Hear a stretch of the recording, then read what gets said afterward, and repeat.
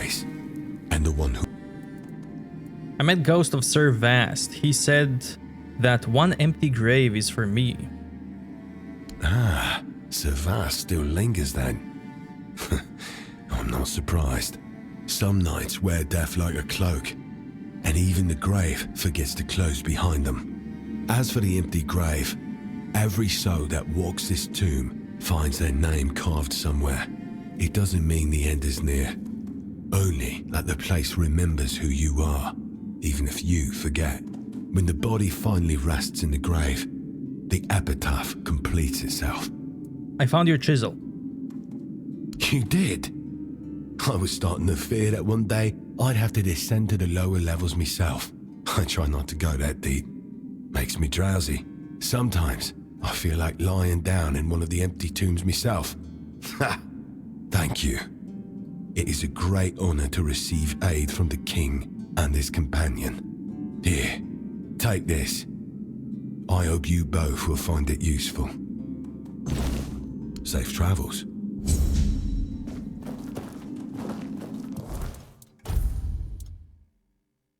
Missing point of health increases stamina. Physical damage. Max stamina by 50. Attack speed. Sneak. Stamina regen. Increases your attack speed by 100% when your stamina is below 50.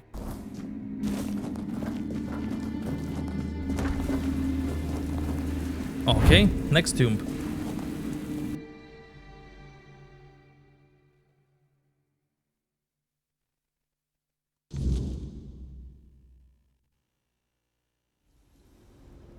It must be hard to be denied what you believed was your destiny. To spend your life chasing the unattainable, only to die unfulfilled. It's no wonder they can't find peace.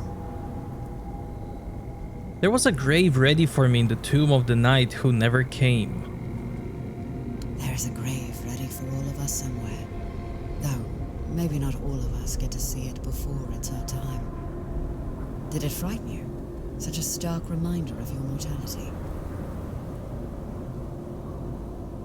I don't want to die. No one truly does.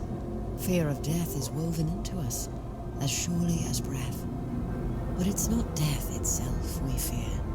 It's what we leave unfinished. You've seen how it lingers, how it torments those meant to be at peace.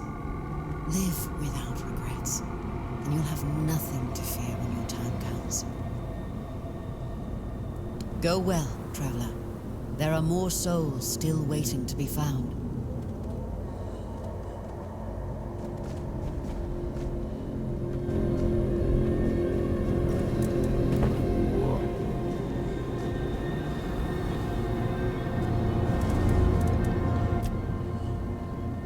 Oh, look who decided to talk. Who was Dagonet in your time? A truly fascinating man.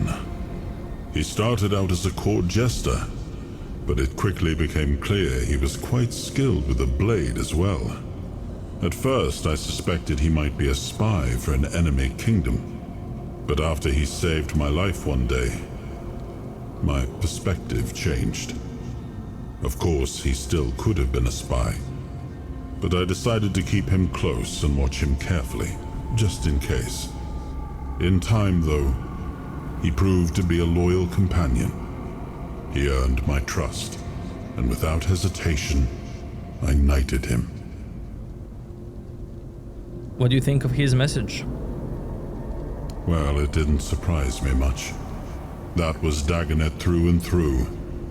He always spoke his mind, caring little for what others might think, even when it was my judgment he questioned.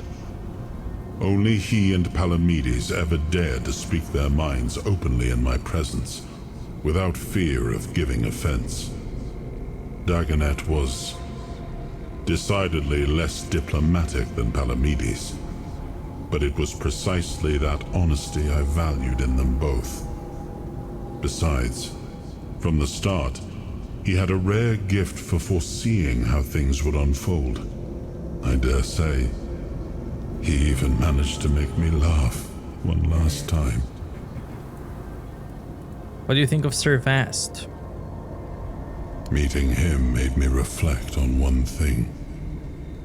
How many great knights were swallowed by their ambition to sit at the round table. Somewhere along the way, things must have gone terribly wrong. If men could kill one another for something that was meant to be an honor, I pity the lost knights of this world.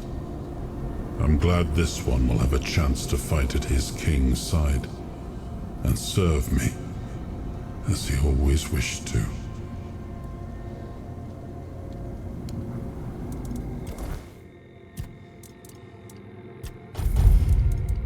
More spirit. More red death. And activating King's Soul fully restores health, stamina, and mana.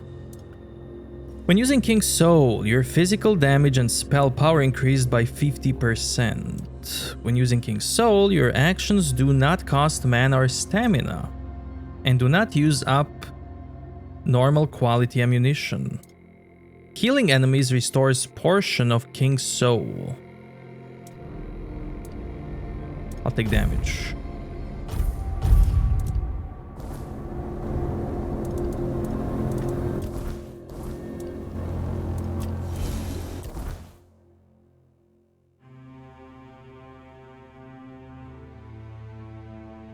Now I wanna go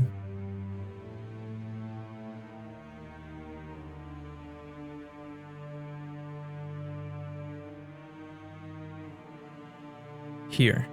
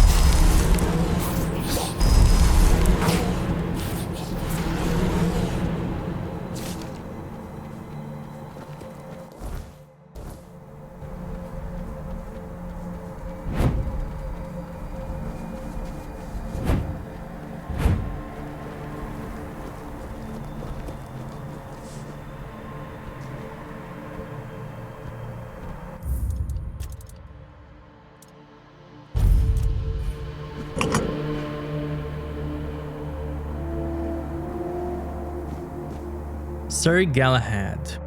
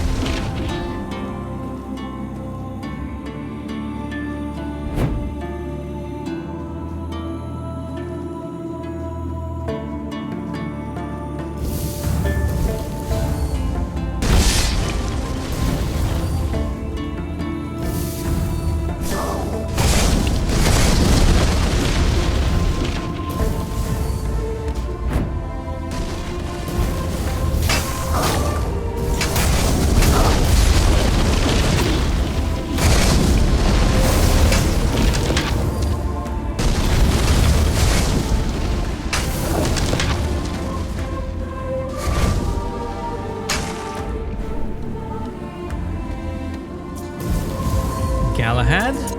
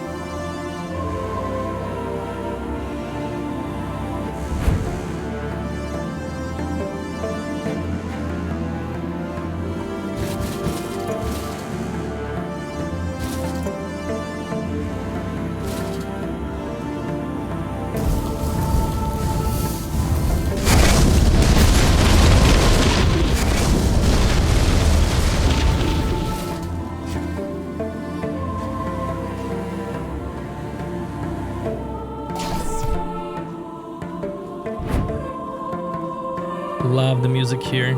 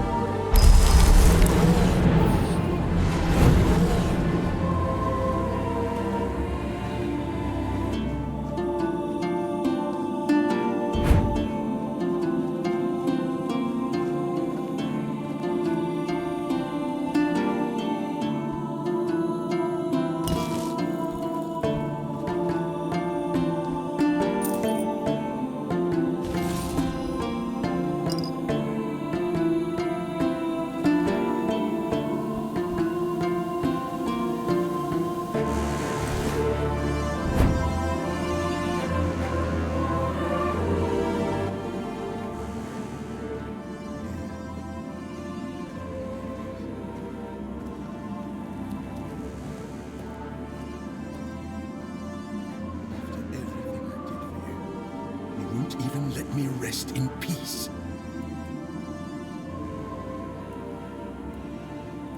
I don't think we've met before. I'm not talking.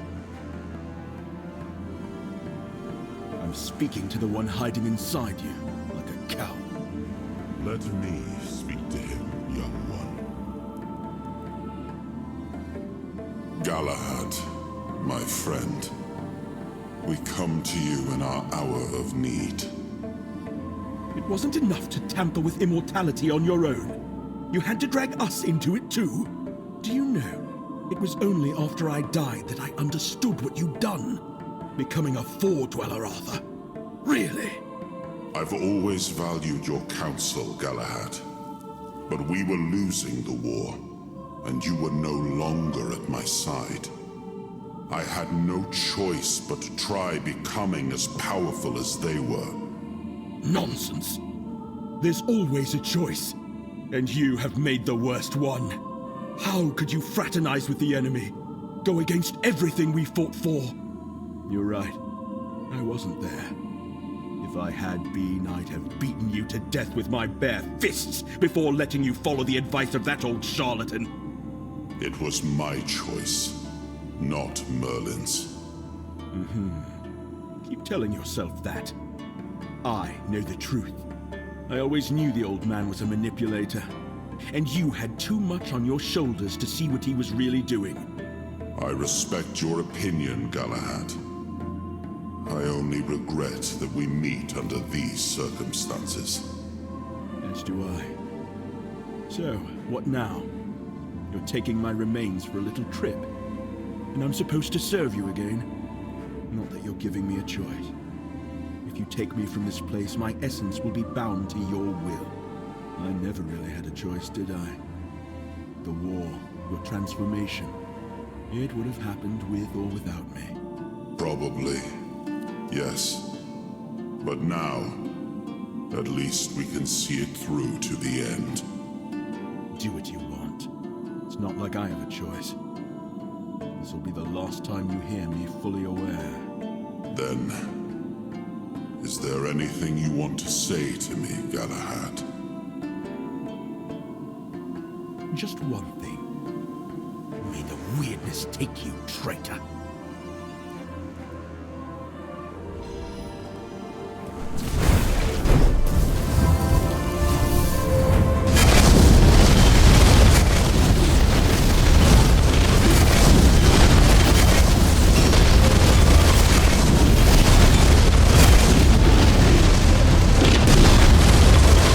Summon Sir Galahad.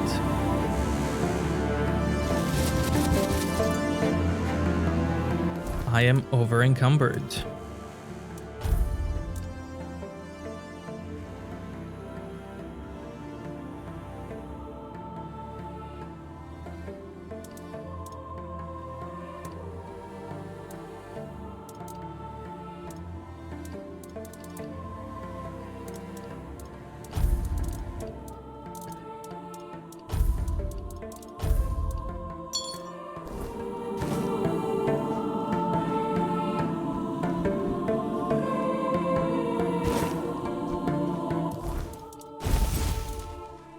Blocking damage has chance to restore mana.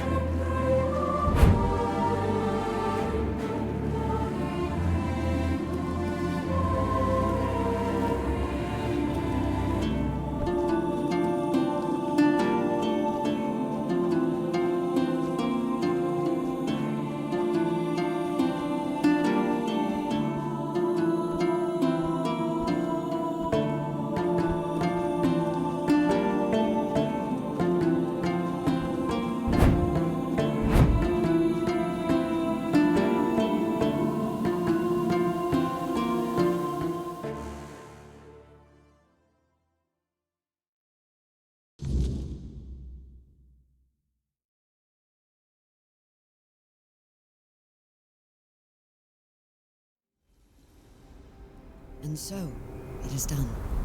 Now everything rests in your hands. Their souls, and the fate of Avalon. What do you mean? There is. But before I explain, understand this. I haven't lied to you. What we've done has helped. Those tormented souls and Avalon itself. But it's not the whole story. Arthur and his king still need to be released into the Wordness. I can make that happen. Not yet. But it's a choice you'll have to face when the time comes. What happens if I choose not to? Nothing. Avalon will go on, as it always has. But ask yourself, is that the right path? Should people live in fear of the Wordness, generation after generation? Should they carry on, haunted by an incomprehensible threat? Or should they be allowed to embrace it, to become part of it, without fear? You want everyone to be like Picts? No. I want them to be more. My people may be close to the Wordness, but even we aren't immune to its more violent moods. What I want is for the people of Avalon to embrace the Wordness, and for it to embrace them in return. How would that work? Arthur and his knights are the pillars of humanity in Avalon, and His Majesty's soul is unique, part human, part Four-Dweller. It's the best combination we could hope for, if we want to survive here. Releasing their souls into the Wordness would leave a permanent mark of humanity on this land. The Wordness wouldn't see us as intruders anymore, but as part of itself. Arthur and his knights worked tirelessly to make Avalon ours. This is their chance to finish what they started. I'll think about it. Thank you. That's all I ask. And before you go, there's one last thing I'd like to do. I hereby welcome you as a full member of the Royal Geographers. May you carry the legacy of Iryu the Farstrider and Eleanor Dunn. May your paths be clear, your burdens light, and may Avalon remember your name. Farewell, traveler. I hope our paths cross again.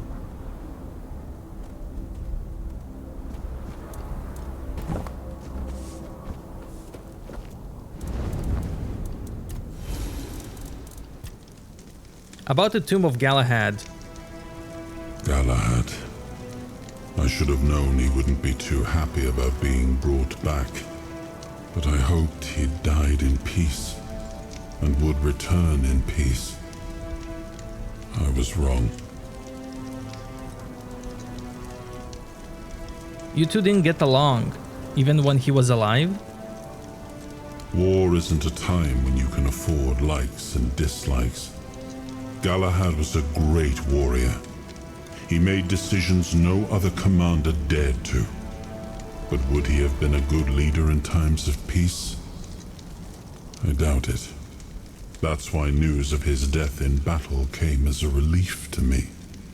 Men like him, once they gain momentum, are nearly impossible to stop. In that regard, he and Galahad the Pure were quite alike. How did the first Galahad die? He led a dangerous expedition, one of the most important of the Age of Conquest. Had it succeeded, the war might have ended much sooner, but it didn't. And so the fighting went on. After the war, I had his remains recovered and this tomb built. Over time, he came to be seen as a noble martyr. But who he really was, well, you've seen that for yourself. I regret the fate he met. Let's make sure his sacrifice wasn't in vain.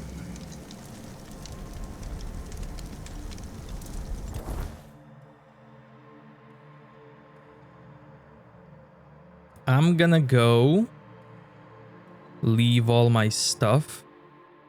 Oh, I never went to that location. Okay, first I'm gonna go leave my stuff and then go there.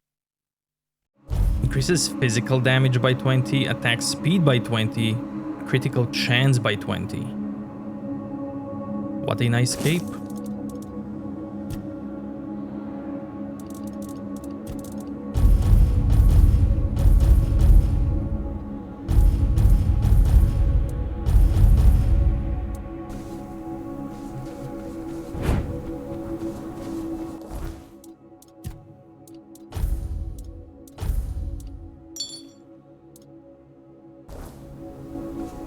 Watch yourself.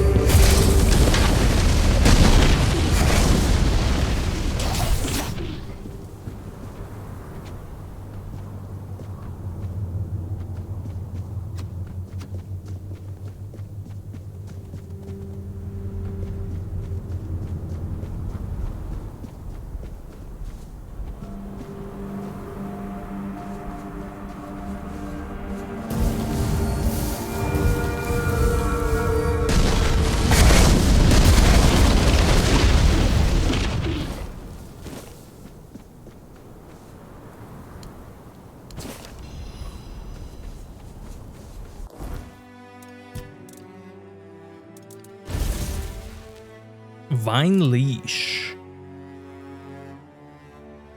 Sends roots through the ground to shoot up on release, damaging and immobilizing anyone. Let's try that.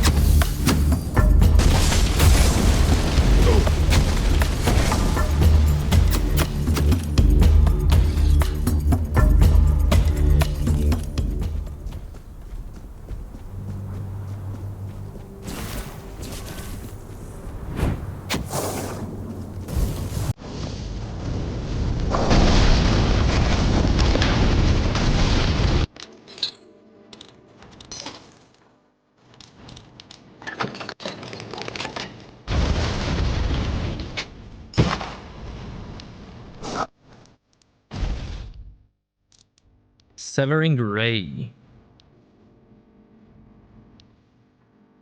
Charge a piercing beam of pure energy. We need to try this.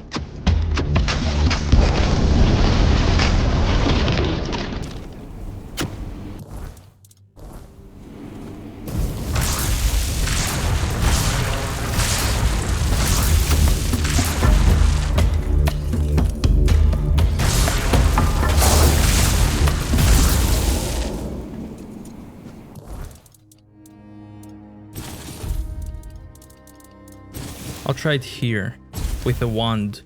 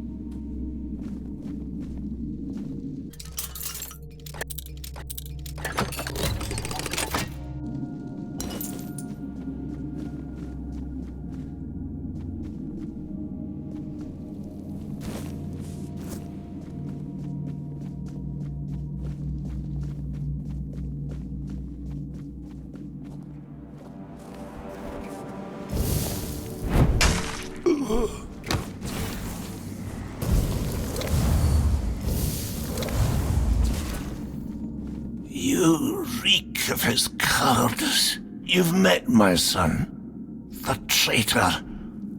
Son a serpent, not a wolf. Who or what are you? A shadow has fallen over me, for I raised a traitor.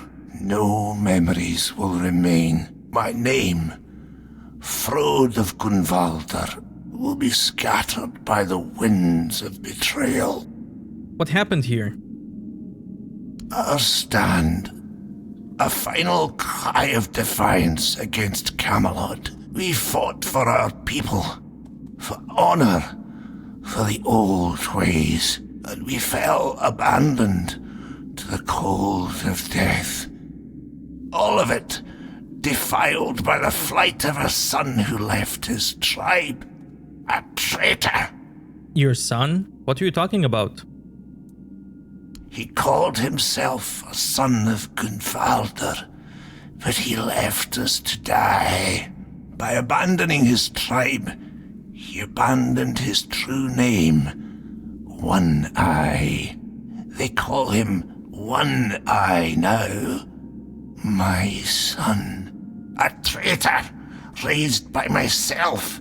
Curse me! One Eye's your son? A painful truth. Son, a traitor. If anyone ever speaks the name Frode aloud, this is what they'll remember. The father of a traitor and a coward. What a disgrace. What? Tell me this. Truth deserves to be known, even if it is born in pain. The dead do not forget. The Gunvalder do not forget. Tell me, do you fight with honor, or will you flee as he did? I'll fight. Then let this ruin bear witness one last time.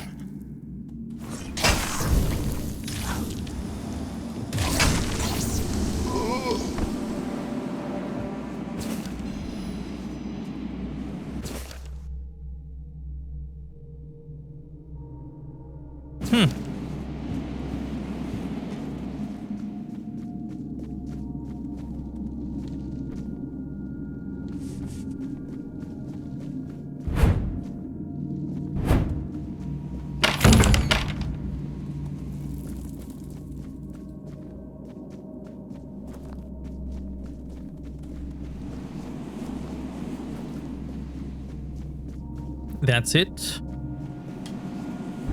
I could double check.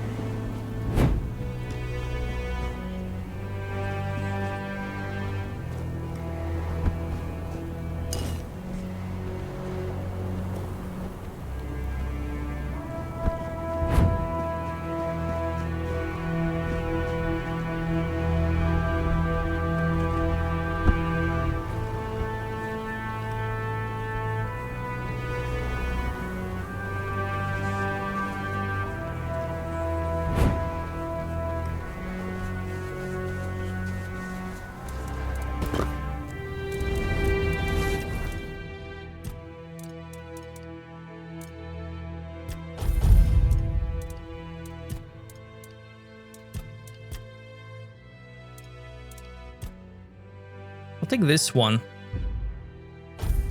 Movement speed penalty while casting. Let's see how it works with my new spell.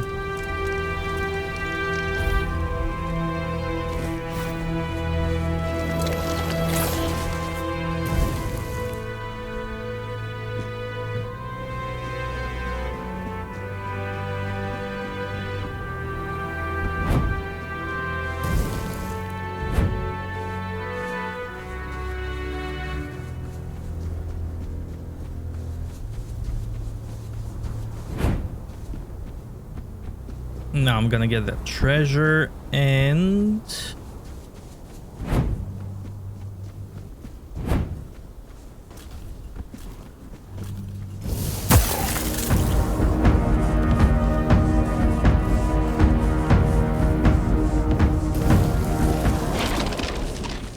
Man, this spell is...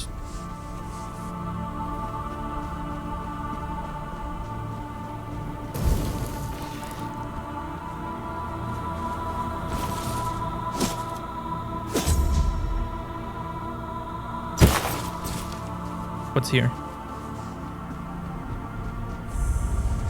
Wretched Hideout.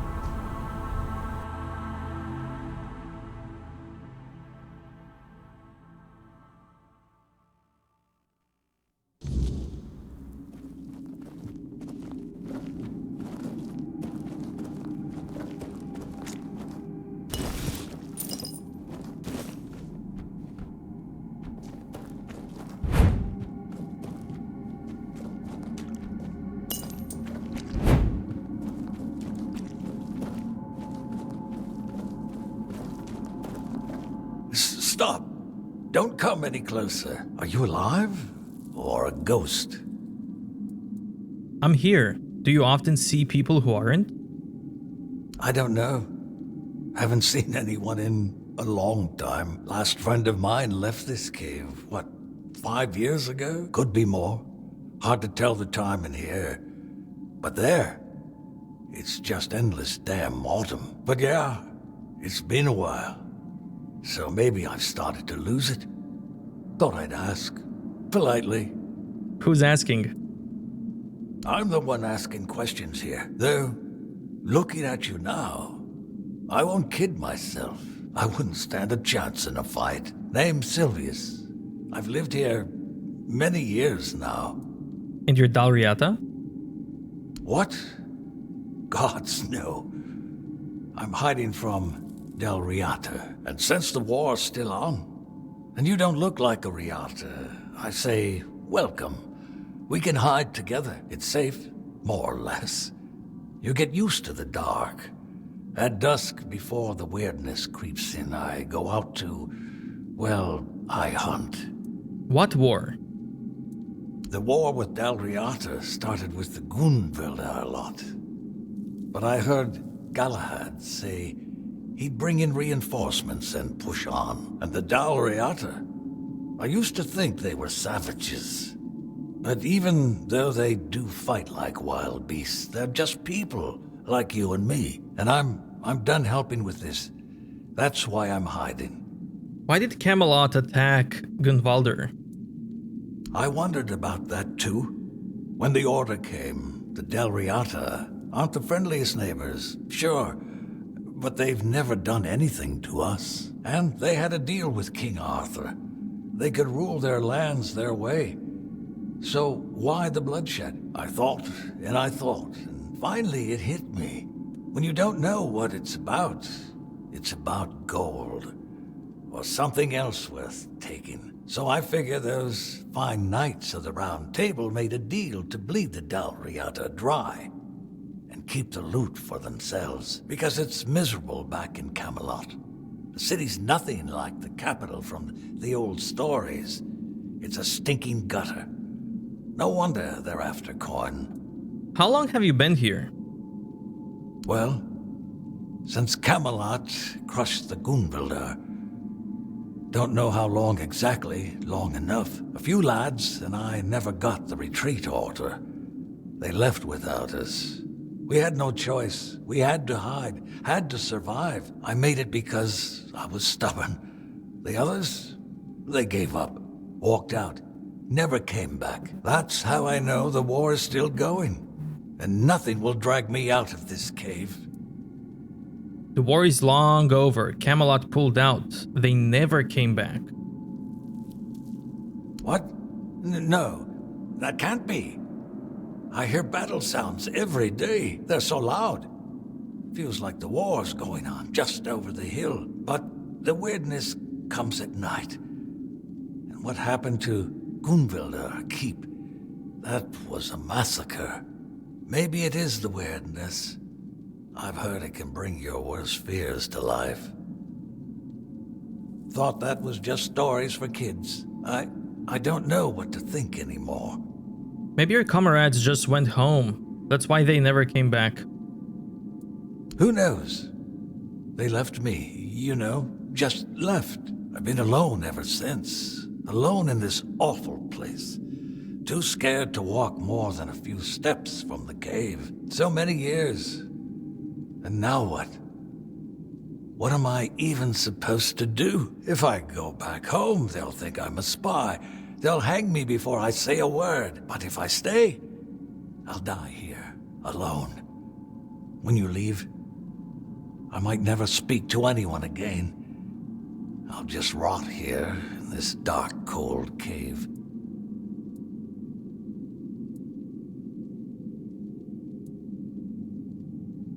You should go home. There's no war anymore. Maybe I will. I'll go back as a beggar. Nobody needs to know who I really am, right? You're right. I'll pack some supplies and start walking. It's a long road home. Thank you for showing up. You're welcome to use this cozy little cave of mine whenever you like. I won't be needing it anymore.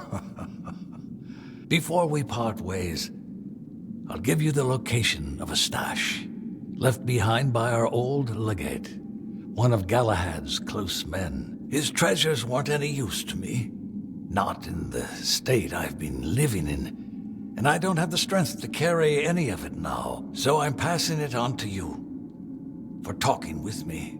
It really helped. Thank you. The marked location? I've been there. Oh, you're a true explorer. Good for you.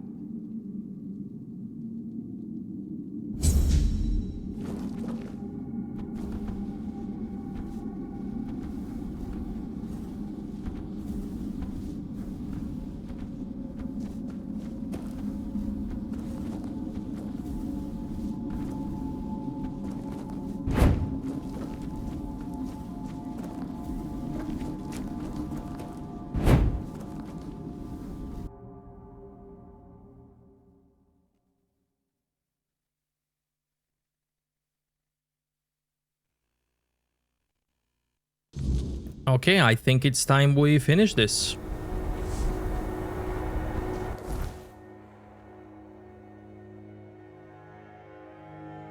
There's nothing left.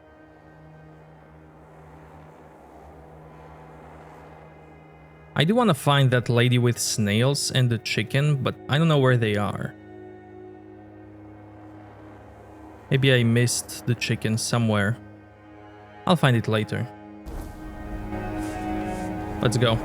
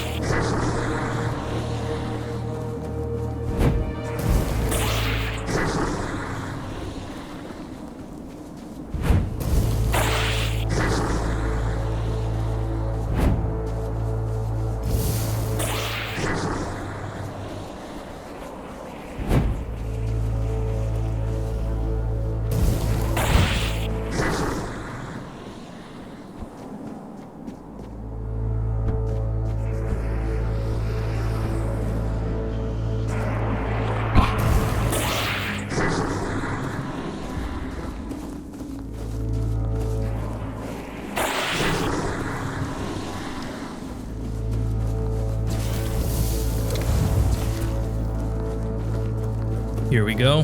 This is it.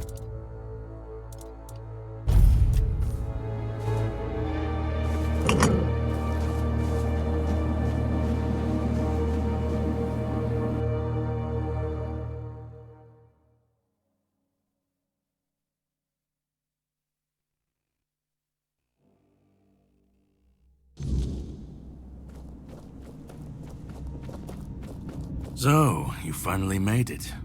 Took you long enough. I hope you're ready, because this is it. The beginning of the end. Ready for what? Ready to finish your journey, of course. You've come far, but every path ends somewhere. Yours ends here, in the heart of it all.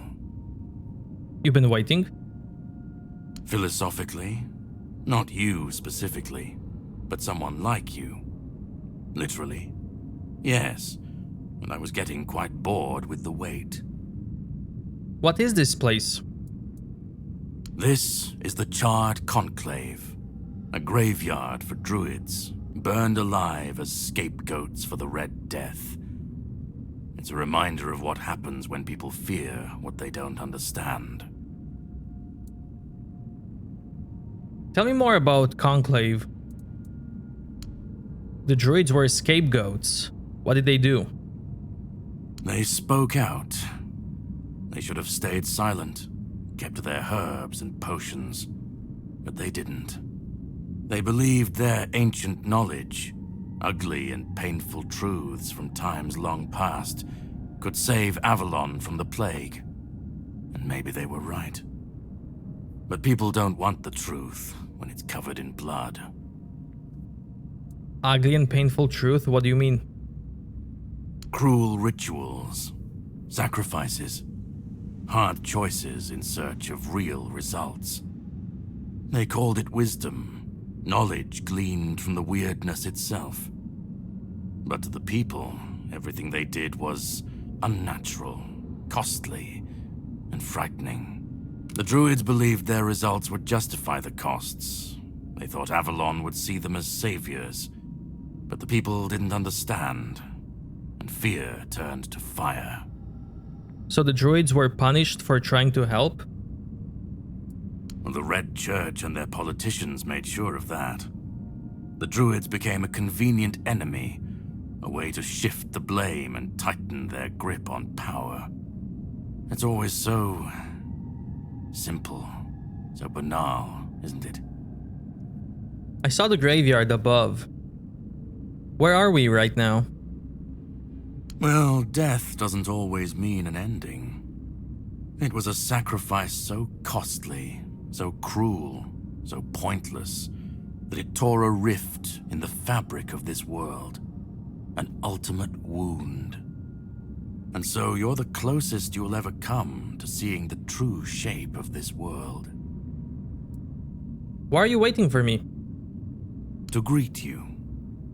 I was once where you are now. A knight with questions, searching for answers. That search led me to this place. And here I found my answers. Now it's your turn. What can I expect? Well, first, you're going to meet my former employer. We don't see eye to eye anymore, but we both realize that our collaboration yields results, as shown by you being here. He'll try to sugarcoat the hard truths I've been telling you from the beginning, spin them differently. Never mind. Why waste time here talking about it when you're just a step from the end? It's best if you just go forth and see for yourself. I'll go. Just remember, this is the point of no return. Once you've stepped through, there's no going back. But if you've come this far, I suppose you already knew that. Go on. He's waiting for you. Oh my.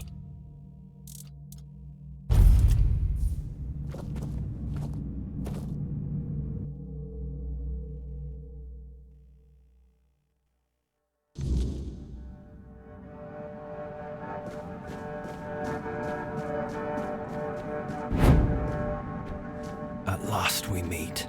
I've heard much about you, your choices, your determination. Caradoc isn't easily impressed, but he was impressed with you. Few dare to seek the truth buried in Avalon's shadows. Fewer still make it this far. I was the first. Caradoc followed when my brethren burned and the tear opened. And now, here you are. A truly rare and joyful occasion. Who are you exactly? Oh, forgive my lack of manners. I am Orin, the last apprentice of Merlin, and the last Archdruid of Avalon. I've carried the weight of this land's secrets longer than I care to admit. But names mean little. What matters is the task before us. What is this place? What lingers here, it's older than Avalon. Older than anything we know. What you see is the beginning of weirdness itself. Its purest form, raw potential, unshaped by anything but its lack of boundaries and limits. Beautiful, isn't it? What do you want from me? Oh, precisely the opposite of what Caradoc wants. I want you to help me resurrect King Arthur. Properly this time. So he wants me to kill him properly, and you want to resurrect him properly. Ridiculous, I know. But yes, that's what it boils down to. At some point, we stopped seeing eye to eye and chose different paths. Ultimately, though, both our paths led to you. How? Yes, please let me explain. By the end of his life, Arthur became obsessed with his legacy. He left mementos, artifacts that embodied the virtues he wanted Avalon to preserve. Excalibur, a symbol of loyalty and sacrifice. The crown of Pendragon, a beacon of courage and resilience. The shield of Palamedes, wisdom and independence. But Merlin and the others didn't believe that would be enough. The memory of war and the fragility of peace was still too fresh. So they acted. When the king died, his soul wasn't allowed to move on. It was shattered, bound to those artifacts. A clever solution, but ultimately flawed. Why would they divide King's soul? They feared losing what Arthur represented more than losing Arthur himself. They thought the king's essence would endure if bound to his relics. What was flawed about it? You can't pick and choose with a soul, but that's exactly what Merlin did. He focused on 3 parts of Arthur: his strength, wisdom, and courage. He left out 2 pieces. One, tainted by the Four Dwellers' magic, was deemed too dangerous. The other was his humanity, the most fragile part. Merlin thought compassion and doubt were weaknesses, unfit for a king. Without them, Arthur became hollow. A king with power, but no heart. That way, Avalon's greatest failure was born. Didn't anyone try to resurrect Arthur as a whole then? I tried. And I found his humanity. It's here, bound, kept safe. But the Four Dwellers' aspects was left to drift, untethered between worlds. Finding it needed more than magic. It needed someone like you. Me? The horrors you endured on that island gave you something no one else has. You can move through the weirdness, touch it, and return whole. That's why you found the king's soul, bound it to yourself, and came back.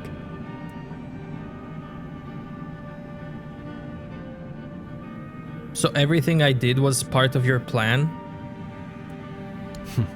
You flatter me. No, I couldn't have predicted all of that. I merely nudged the Red Church in the right direction and asked Caradoc to assist where I couldn't. I can see you're still doubting me. What do you want to achieve? I want to bring back our king, whole and complete. I want him to lead again and safeguard Avalon's future. What if resurrection fails? It won't. This time, Arthur will be whole. A king must be more than power. He must be human. That balance is what will save Avalon. Why do you want this so much? Because I've seen what happens without him. Weirdness preys on the weak, and the people are too divided to stand against it alone. Arthur is their only hope. Ever they're left without him, without guidance, chaos takes hold. Division festers. You've seen it during your journeys. If things continue this way, Avalon will tear itself apart long before weirdness finishes the job. Even if he's whole, what if people don't follow him? They will follow him. That's what people do. When weirdness comes to their doorstep, they'll beg for a savior. And Arthur will answer the call. Help me bring the king back, whole and complete. That's all I ask of you. Now you need to go further.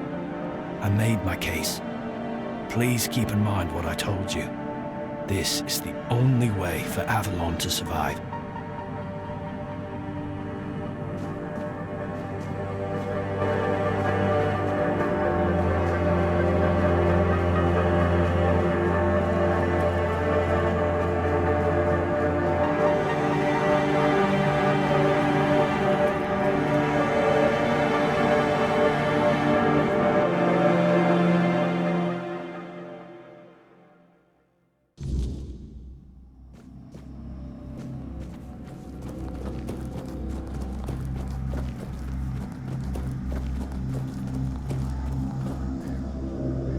I was there when it all began, when Arthur first set foot on Avalon. I was a knight in his army. We believed in him, in his dream, in his kingdom. And for a while, it was glorious. Every battle felt like a step closer to peace. Every sacrifice justified by the dream we shared. But then came the cost. The war crimes, the impossible decisions, the massacres, slaughters, and irrational cruelty. We turned from knights into butchers, all because his dream demanded it of us. At first I told myself it was necessary, that it was the price of building something great. But the longer it went on, the harder it was to believe. That's when I realized Arthur wasn't a god, a savior, or a king. He was just another man, no different from the rest of us. And no man should have the power to demand such sacrifices. You want to kill him once and for all? I heard that before. But do you understand why I want it so much?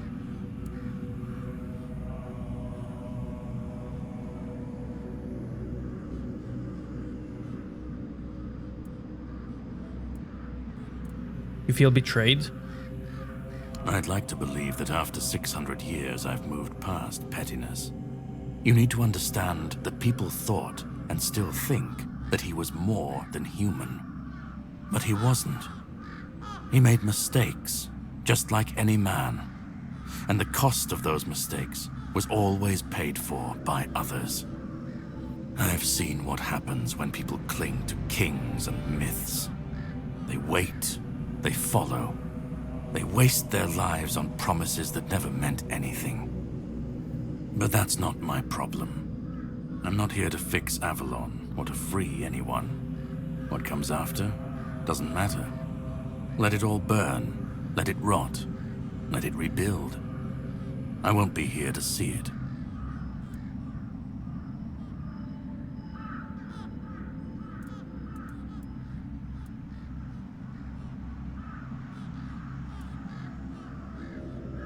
You think people can stand on their own against the weirdness? Let them stand, let them fall. It's not my concern. If the weirdness takes them, so be it. At least it won't be another king's failure. Another lie propping up a dying world. It'll just be what it is. Even if you destroy Arthur, the Round Table can just crown someone new. Arthur's the only myth that still holds weight. And when he's gone, the rest will rot with him. A puppet king, another empty throne, none of it will last. Maybe they'll keep pretending for a while. Maybe they won't. You want people to face adversity without guidance and leadership. Isn't that just chaos waiting to happen? Call it chaos, call it freedom, I don't care. Let them rise, let them fall, let them tear each other apart. I just want to watch it all come down, to see the last lie collapse under its own weight. What comes after, that's for the ones still standing to figure out. What if your way leads directly to people's fall and demise? Then let it. If this world can't stand without a dead king propping it up, maybe it deserves to fall. I've lived longer than any man should, seen more than anyone should ever bear.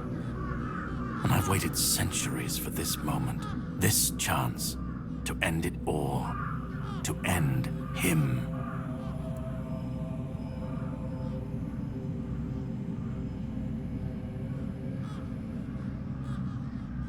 Orin believes this resurrection will be different. He says it's the only way to save Avalon.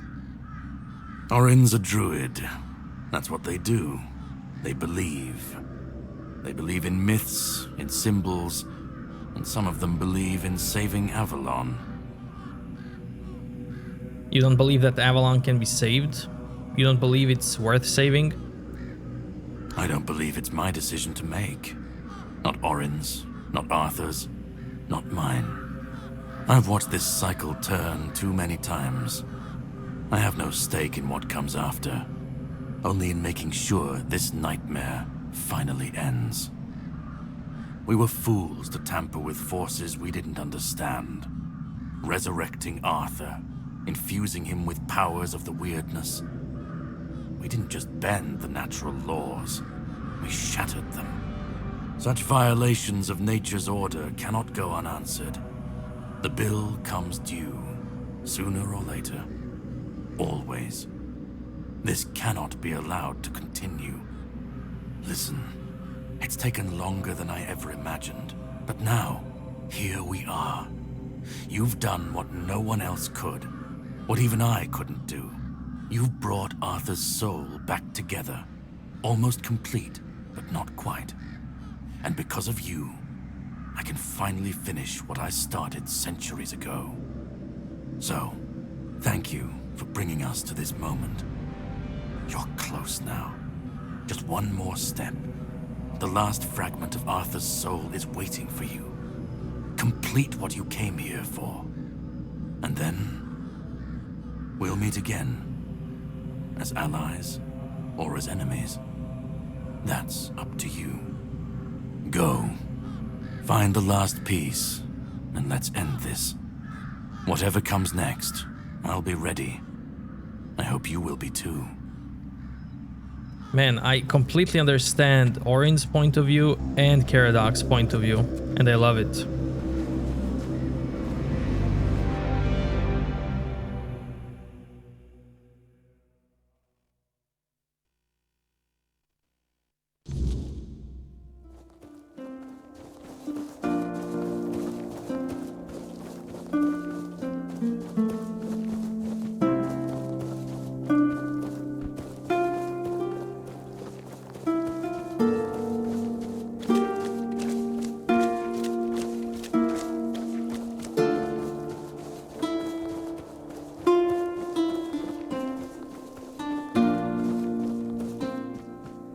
Is that Hob? Hob! Where have you been? Man! You've come. The one who carries what's left of me. Please, don't come any closer. Don't force me to think about coming back again. Just let me finally die. No way! You're Arthur's humanity? Why do you want to die? Because I've had enough. Enough of being torn apart and stitched back together. Enough of being used, shaped, and forced to be something I'm not. Do you know what it is like to be a king of nothing? To see the people you swore to protect suffer because of your choices? Or worse, in your name. I've seen towns burnt to the ground, families destroyed, all because someone thought it would serve the greater good. And they called it loyalty. They called it justice. I've been dragged through every dream, every lie they've built around me. And I'm tired. Tired of the weight, of the expectations, of all of it. And most of all, I'm tired of failing.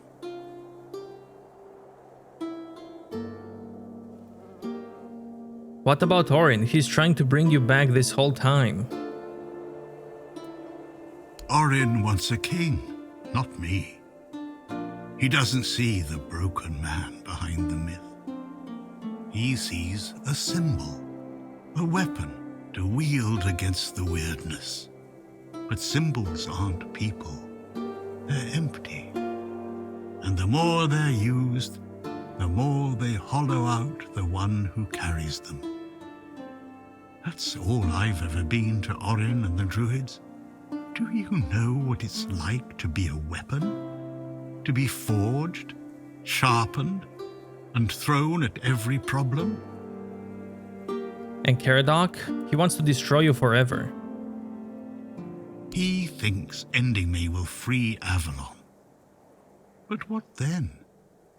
Without an idea, a light to guide them, they'll stumble, lose their way, and turn on each other.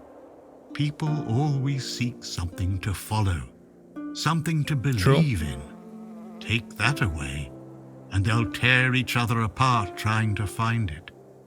Or worse, build something even crueler in its place. What is it in death that you want? I want release. I want to stop being a tool in their endless struggle. Kill me.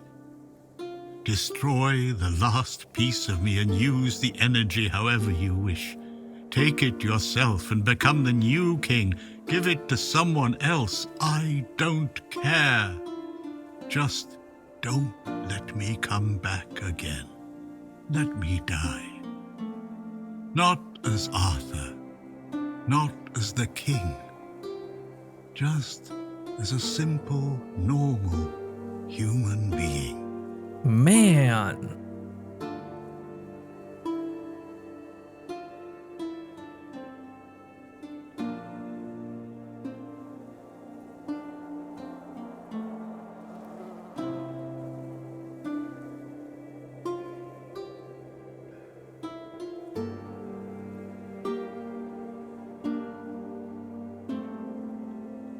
You've been through a lot, but there has to be another way that doesn't involve your ultimate death. Another way? There's always another way, isn't there? Another cycle, another resurrection, another lie to keep the world spinning. But please, not for me. Not anymore. I've had enough. I don't want another chance. I want this to be over. Don't you care what happens with your kingdom? I don't care. Do you know how freeing that is, to finally not care what happens next? Whether Orin gets his king or Caradoc gets his ruin? To not feel the burden of all my failures? To not see my memory tarnished, my plans, goals, and ambitions dragged through the mud? To not see the suffering my name causes? No more deaths in my shadow. No more kingdoms built on my bones. You're the human part of Arthur's soul. Without you, he can't be whole. Isn't that what you've been doing all along? Carrying what's left of him? You've already taken up the humanity I was meant to represent. Doesn't that prove Arthur doesn't need me anymore? Do what you think is right. That's all I can tell you, because whatever you decide, it will finally be your choice, not mine, not theirs. And that's the only thing I've ever wanted. You hold the choice. I don't care who you side with, Orin, Caradoc, or no one at all. You have all of my soul. Use it. Take it for yourself. Or give it to someone else. I don't even want to know. Do what you will with it. Just let me go. Let me finally rest. Let me die. Please. Man, I totally understand this guy. Let me go. Wow.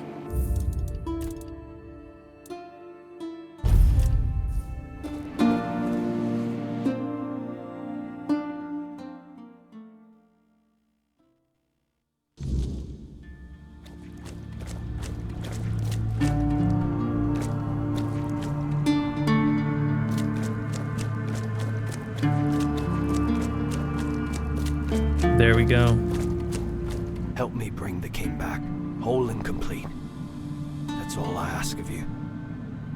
Now you need to go further. I made my case. Please keep in mind what I told you. This is the only way for Avalon to survive.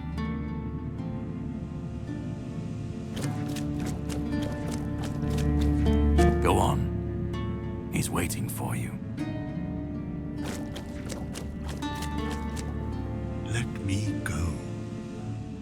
Let me finally rest.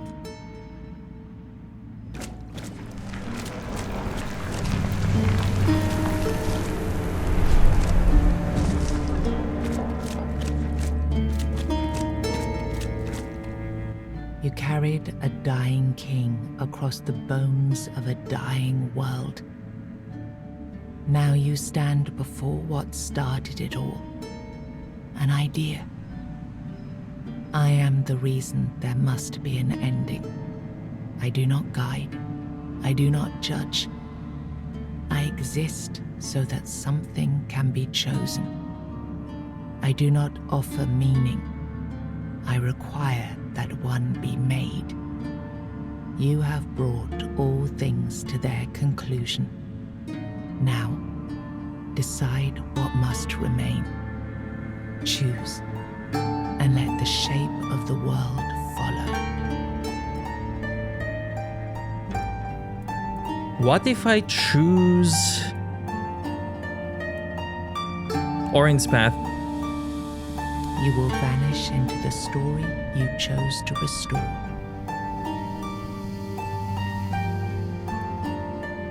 What if I choose Caradoc's path? You will break the frame, and what follows will not remember you. What if I take King's soul for myself? You will be seen. You will be followed. You will be blamed. What if I give the King's soul to someone else? You will shape the world to become its witness.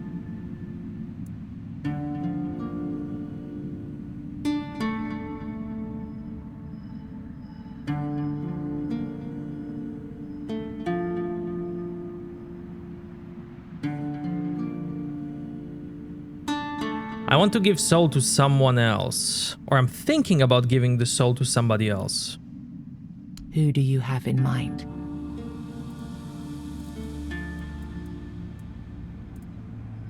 Maggot, Earthier, Niante, Brendan, Self,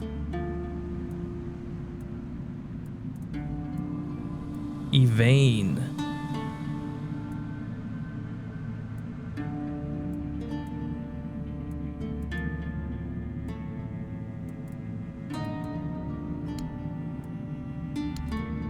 let's say Niante.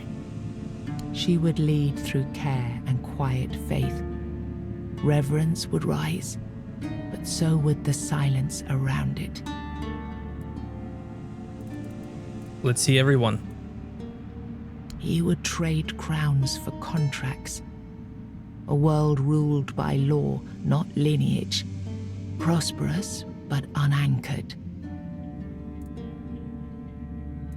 He would build a world with no kings. Work would shape worth, but power does not disappear. It adapts. He would break the seal and flee. His hope lies not in healing Avalon, but in leaving it behind. He would rule through law, not command. He would listen, if he understands. He would dissolve the old and raise the tribes, a new law written in old blood. He would shift the center, unity if the mountain holds. She would merge what is with what waits.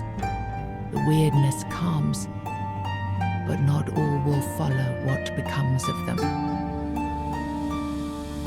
The weirdness calms, but not all will follow what becomes of them.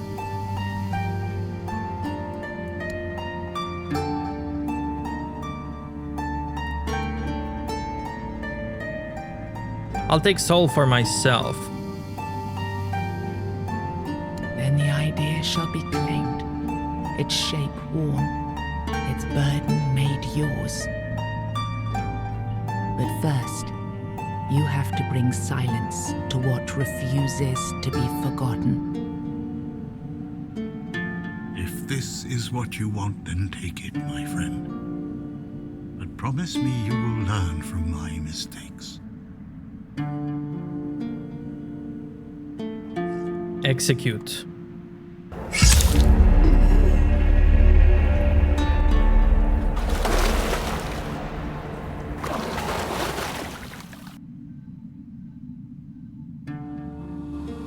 No, I won't let this happen. Not again.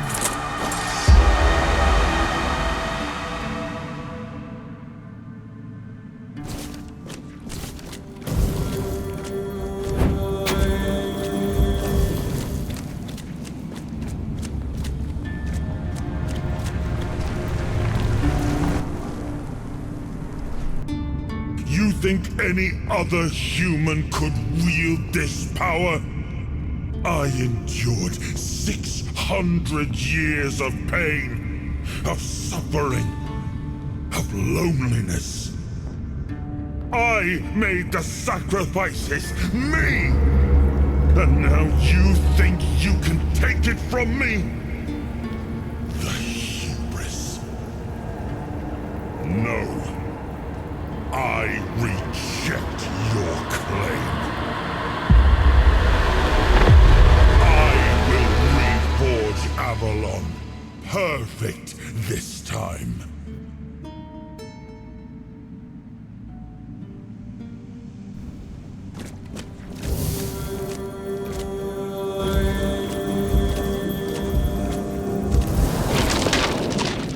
You took Arthur's power for yourself. Whatever drove you, need, ambition, or will alone, the strength of a king was now yours to command. Maybe you weren't ready. Maybe nobody ever is. But you decided to try. It's a heavy thing, trying to do right where others have failed. Still, you stepped forward, carrying the soul and every choice that brought you here. You ruled not as Arthur reborn, but as yourself, flawed, resolute, untested. Avalon changed beneath your hand, and history will decide what that truly meant. With One Eye and Captain Brandon working side by side, the South found a peace it hadn't known in years. The roads stayed open, the fields were guarded, and the people finally felt safe. No longer bound to Camelot or the Knights of the Round Table, it became a land ruled by its own people on its own terms.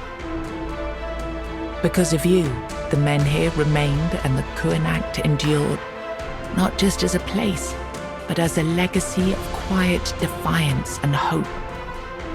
Lord Yvain was remembered as a hero who gathered the wise and set out in search of the Grail, while Kuanact stood as a peaceful haven amid the weirdness.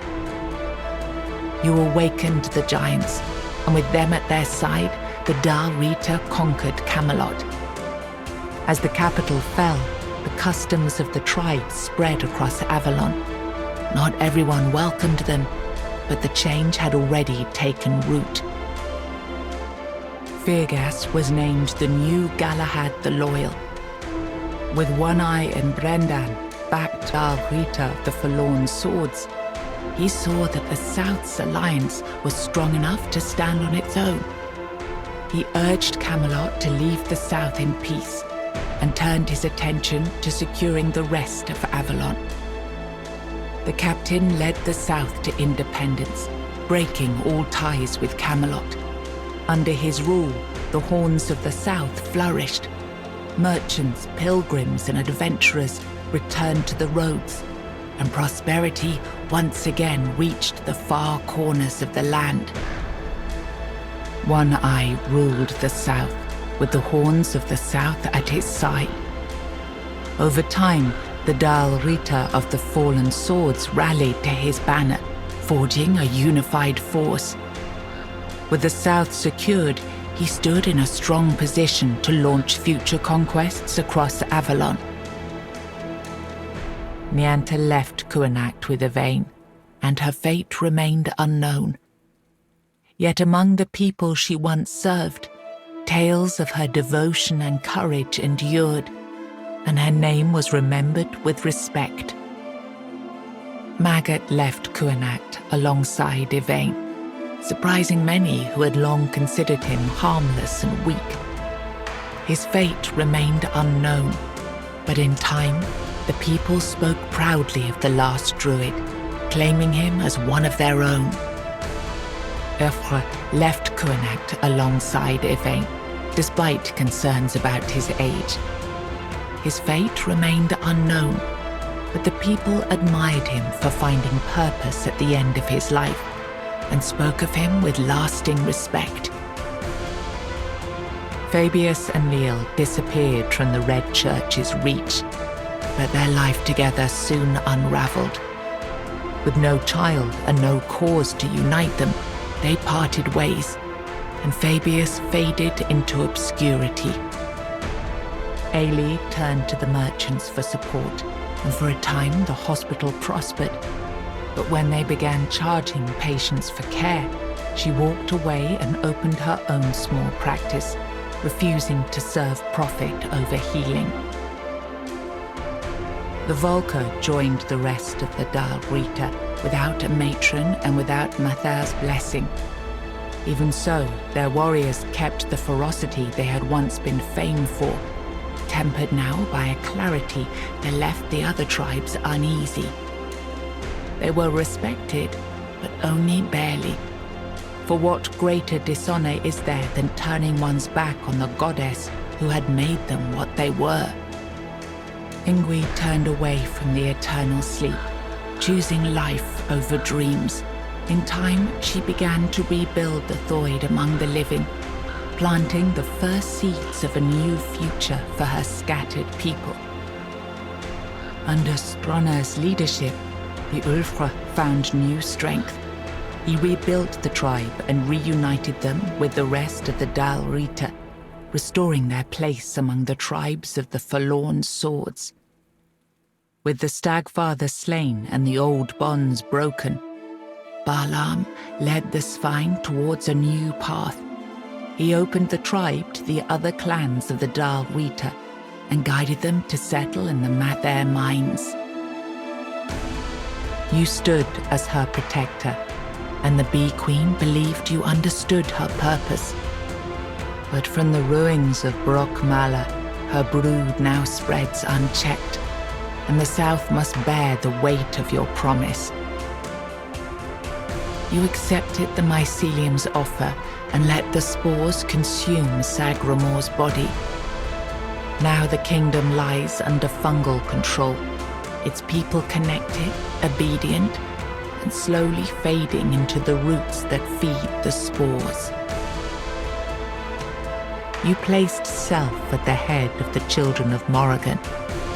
Operating from the shadows, the Guild reshaped Avalon's politics through quiet influence and assassination, while the people lived unaware of the power that ruled them. You chose to dismantle the children of Morrigan. There were no more crows to carry out her will, for now. Morrigan withdrew into silence, patient as ever, waiting for the day when new souls would rise to serve her again. You made a pact with the Foredwellers, freeing them only once they agreed to leave behind their knowledge.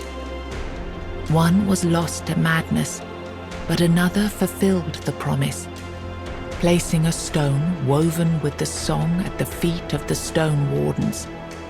Through it, the craft survived into a new age. After returning to Camelot, Killian lived quietly for a time. When he vanished, few asked questions.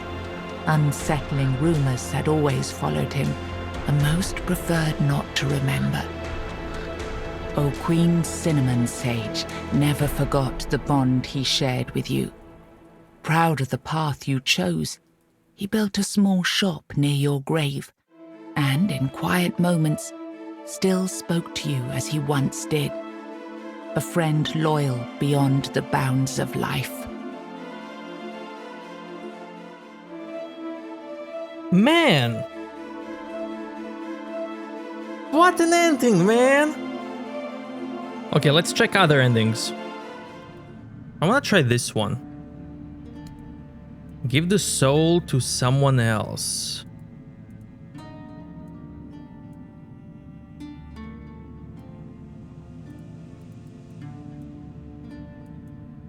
Tuniante.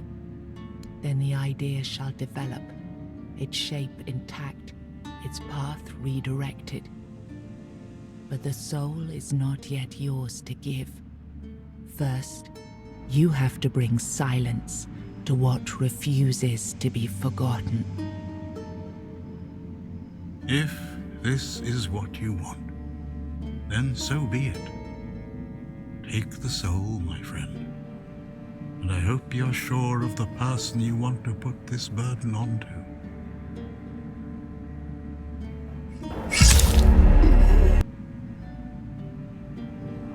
No. Okay, this is all the same.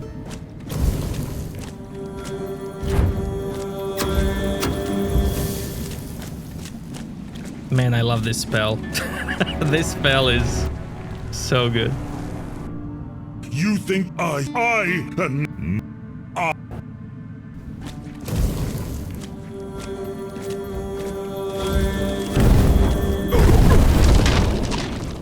You gave the soul to another, not to escape its weight, but because you believed they could carry it. One person, chosen by you, to bear the burden and to shape what comes next. Whatever future rises from their rule will bear your seal, for it was your will that set it in motion.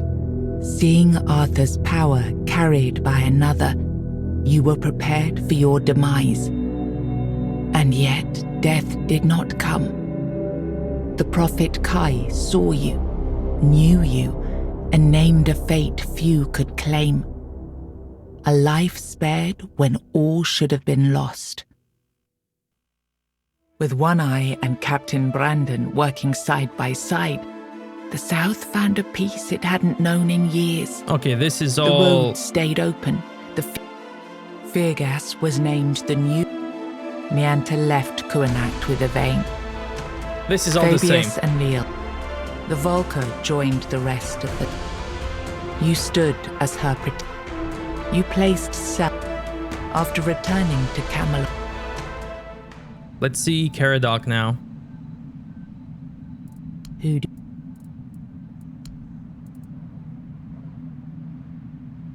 Let's see Caradoc now.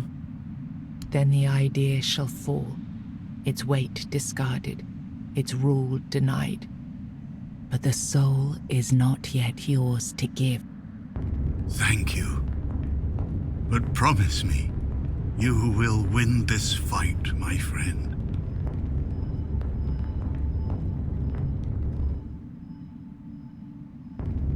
After everything you've seen, you side with Caradoc.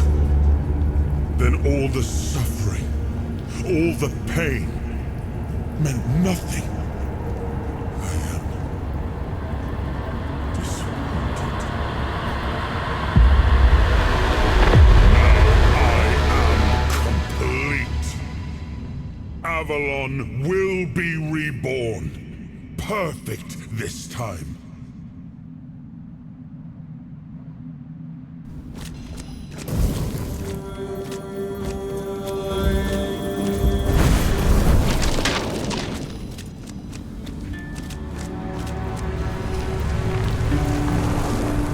You brought down the cycle with steady hands and no promise of glory. You did not claim the throne. You buried it. There is no king now. Only the truth you made and the path others may follow. You had no answers, only scars and the will to keep walking. And sometimes that was enough to keep others going too. With One Eye and Captain Brandon working side by side, Feargas was named the new. Nianta left Kuanacht. Fabius and Leal. The Volker joined the rest of the Duck. You stood as her. You placed Self after returning to. Let's see Orin. Then the idea shall endure, unquestioned, repeated, secured by return. I begged you not to do this. I begged you.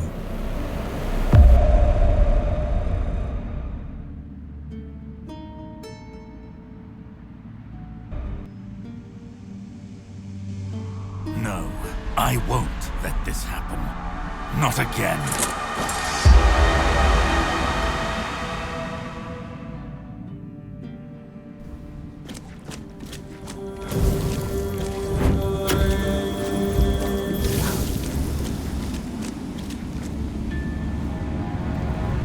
Through your sacrifice, the king returned, entire, unbroken, and ready to reclaim his throne. You held faith that Avalon's fate still turned with him, that one last rising could bring balance to the broken land. Now he rules again, and the world bends to the weight of your choice, for salvation or for ruin. You gave everything to restore the king, and your journey ended with his return. Closing your eyes upon the sight of Arthur's triumph, you felt no regret, only the certainty that your final choice had been the right one. With One Eye and Captain Brandon working side, Feargas was. Nianta left. Fabius and Lee. The Volker joined. You stood. You placed after returning to camp. Okay, I really liked those endings, and I couldn't stop playing the game. So I found more interesting stuff, like chicken and the lady with a mask, and we're gonna get to them. But first, I'm gonna take everything I hoarded, sell it, because I also want to buy a house. I want us to check out the house, maybe do a bit more upgrades, maybe, I don't know, but I'm gonna sell all of this now, out of curiosity to see how much money I'm gonna get. So I'll see you when I sell everything. So I went from 39k to almost 239,000 just from selling my weapons and armor, all the blue items that I got. And I didn't sell any magic stuff, only weapons and armor. And now, let's go upgrade.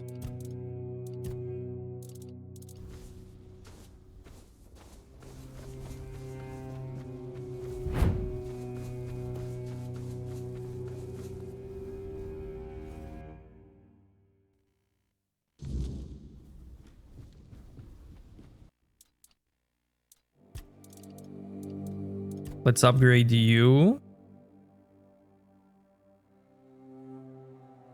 You.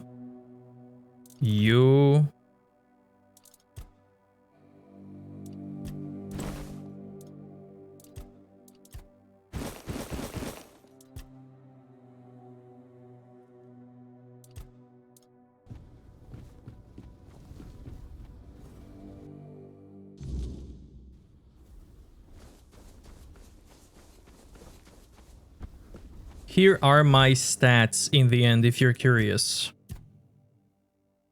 500 spell power, critical chance, 105.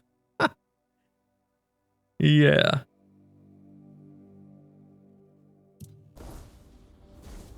Watch out. Now, let's go to Thoid Village. Because here is someone cool. Gonna save first.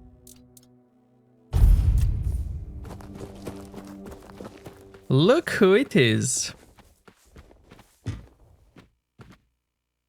It is you. Are you following me, human? Wherever I flee, you always end up showing up. Anyway, it doesn't matter. At last, the cold, right? Just you and the biting chill. Pierces the body, clears the mind. No damn pecking and no damn yapping. I truly don't know how you manage to endure a lifetime surrounded by other humans. Hello, Muriel. Good to see you. Spare me the courtesy. All right, fine. Don't look at me like that. Have it your way. Yes, great to see you too. What are you doing in a place like this, eh? I'm looking for King Arthur's artifacts. Or, I'm just trying to have a good time. Bah! Wrong answer. You're talking to a chicken in the middle of nowhere. Why are you so cynical? You know, I'm not doing so great myself. Folks tend to think chickens don't have a shred of intelligence. But trust me, I've spent centuries among chickens. Every single day they tremble for their lives. When will they chop off our heads? When will they throw us into a soup? Or maybe this time they'll roast us over a fire? Damned if you do and damned if you don't. Sorry, I'm getting a bit emotional. But it's hard, you know. It's really hard. Sure, you can vent if you need to. Well, it was supposed to be quick. A small reconnaissance mission, then back home, to Tuathan. Then everything went to shit. It wasn't easy, you know. I haven't seen another foe dweller in over 600 years. I've even forgotten my own language. Watching you humans wasn't simple or pleasant either. Ah, shit. I'm too damn old for any of this. Chickens aren't supposed to live for 6 centuries. It's too much for a small body. What are you doing here? I had enough of spying on humans. The mission I was given makes no sense. What occupies you the most is who's screwing whom, how much gold someone has, and whatever nonsense the Red Priest spewed in his last sermon. For quack's sake, what's the point of it all? All of the pettiness makes me sick. A shitty life dressed in shitty feathers. And I say that as a chicken. I swear I've got no idea how you managed to win the war 6 centuries ago. Could you tell me something about forlorn swords? Long ago, giants lived here. I even knew a few. Whenever gambling or wagers were involved, they turned dumb as bricks, completely lost their minds. But they were proud folk. Even though we kept them under our heels, they couldn't be prouder than us, of course. And they should have stood by us, instead of siding with that damned Arthur. But that's all ancient history now. I don't feel like talking about it. What's done is done. What do you think of the horns and Kunacht? Ah, the keep. I used to think it was the worst dump ever. But after all this time, I've come to realise it wasn't so bad. The further I went into the world, the more I understood that leaving your little hole doesn't always make sense. People are the same everywhere. Even in the big, big world, they still believe their lives are so different from the lives of those late. Even in the big, big world, they still believe their lives are so different from the lives of those they look down on as stupid or lesser. You've seen a lot. Do you have any words of wisdom for me? You've lost your damn mind. Words of wisdom for you? Your heads are too thick for wise words to sink in. Well, fine, there's maybe one thing I can tell you. Make your choices with people in mind. Despite all the shite you create and leave behind, the best things you do happen when you simply act human towards each other. But when it comes to things you don't have answers for, well, that's when you start to lose your way. And in the end, everything goes to shit. Keep it simple, because you are simple. But simple doesn't have to mean bad or lesser. What are you planning to do now? I'll just probably wait here until I freeze and die. Not the most ambitious plan. Ambition? Look where ambition got me. 600 years being trapped in this ridiculous body, watching your kind stumble through life like blind idiots. No, I think I'll pass on ambition. Freezing sounds just fine to me. Why don't you fly away? Oh, brilliant idea. Why didn't I think of that 600 years ago? Maybe because I'm a chicken. Tiny wings, no lift, no glory, just flapping like an idiot until I hit the dirt. If I could fly away, do you really think I'd still be here? But have you tried? What? I'm asking if you tried to fly away. Well, no. I'm a chicken, and chickens don't fly, so why bother? Just do it. What? You just want me to flap me wings until I magically lift off and fly away? The cold must be getting to you, human. You should find a warm place. But, fine. If you're so eager to humiliate me, then go ahead. Watch. Ha! You were right! I'm flying!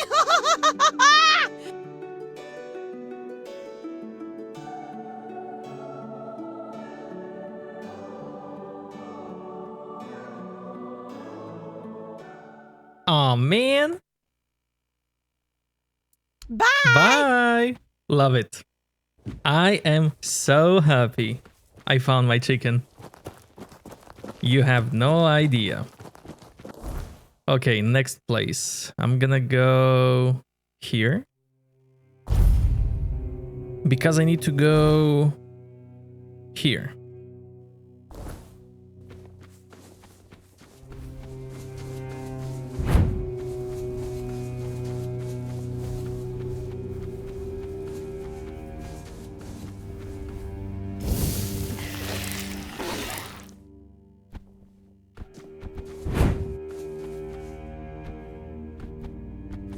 Damp cavern.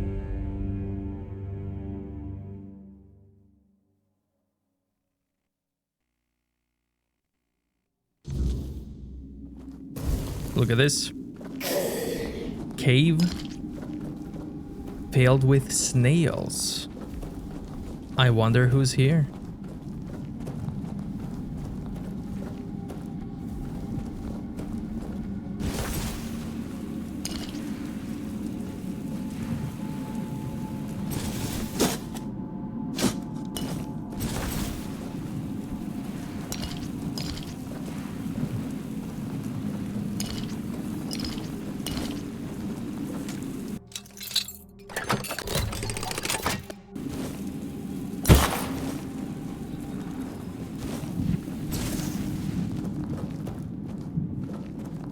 It's all lost. It's all lost. I am so sorry. What happened here? I don't know what I thought. At first, the Frostgrots were curious. They started crawling toward me, and then there were flashes, sparks. They wanted to kill me. I didn't want to. I had to defend myself. It's all gone. Everything is gone. If there is no world where beautiful things don't end in violence, then what's the point? But so be it. If this is what everything comes down to, then I'll die fighting.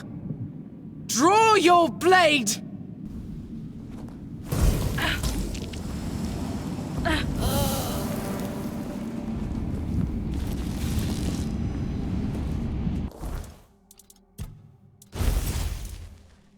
Skull Knight Blade.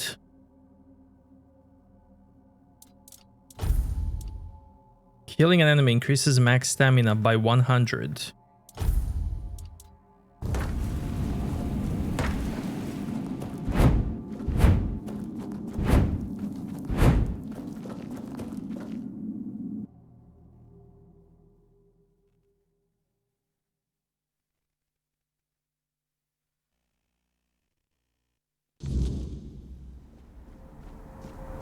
Now we're gonna go back. Before I go back, there's a guy here who mentioned his brother. He asked me to find him, but I didn't get any quest.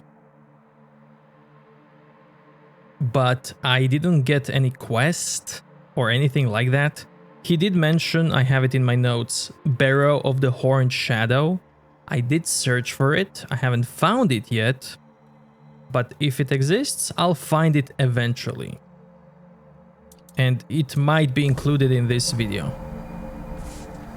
But for now, let's go back.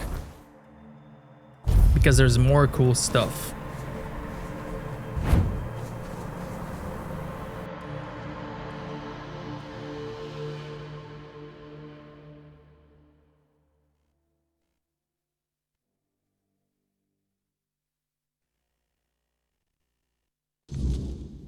First thing I want to do is go back to the horns.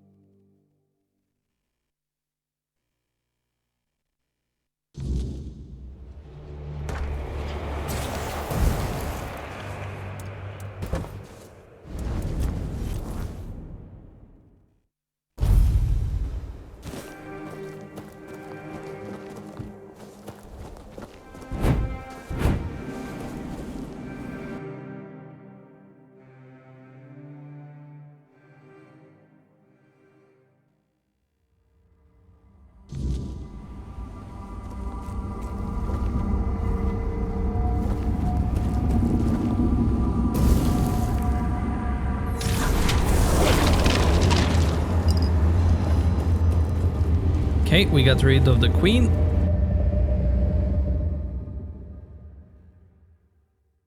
I want to see her slide at the end now. After she's gone. Then I'm going back to the Kunacht.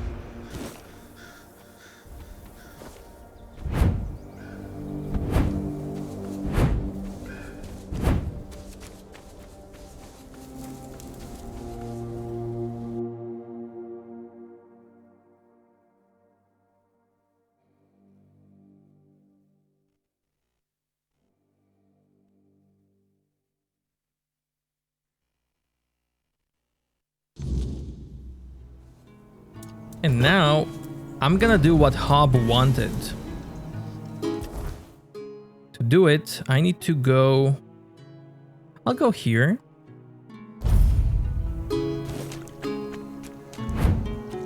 To get Kelpie.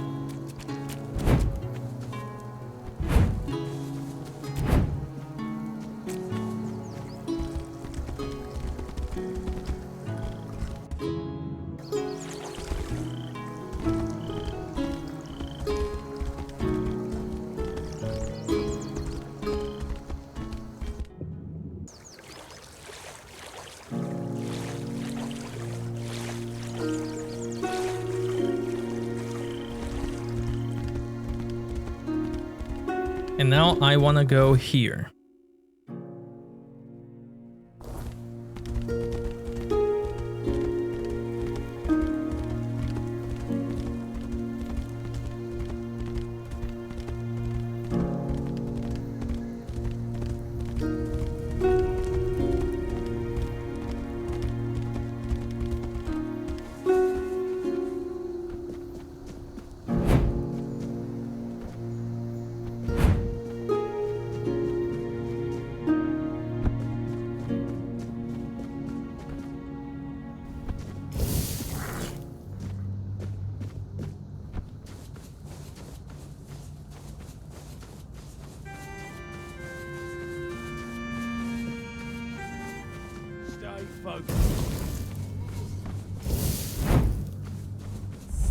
Show me what...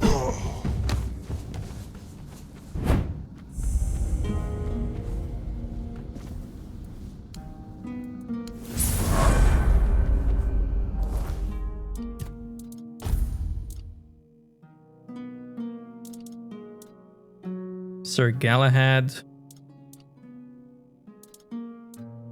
Thunderstorm. Let's try it.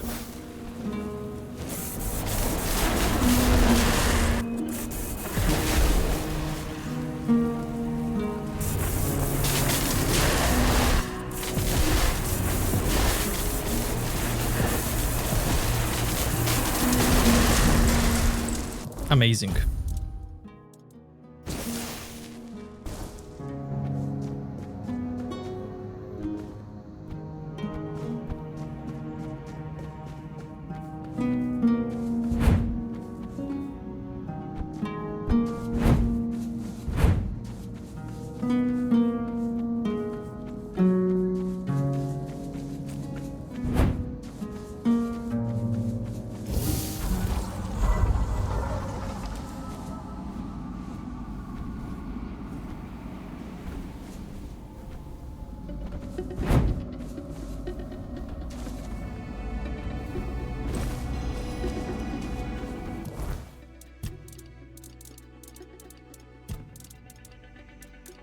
More mana.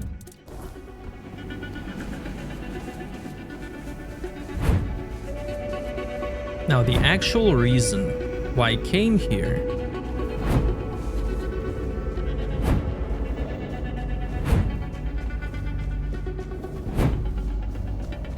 is this gate. I had this gate in Act 1 as well, where we got lots of cool lore.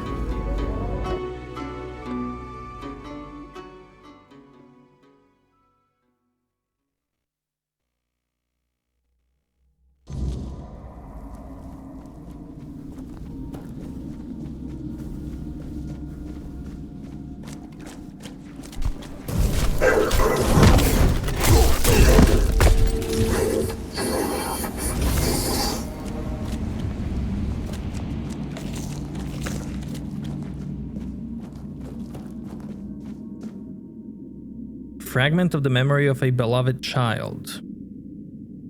Gather memory shard.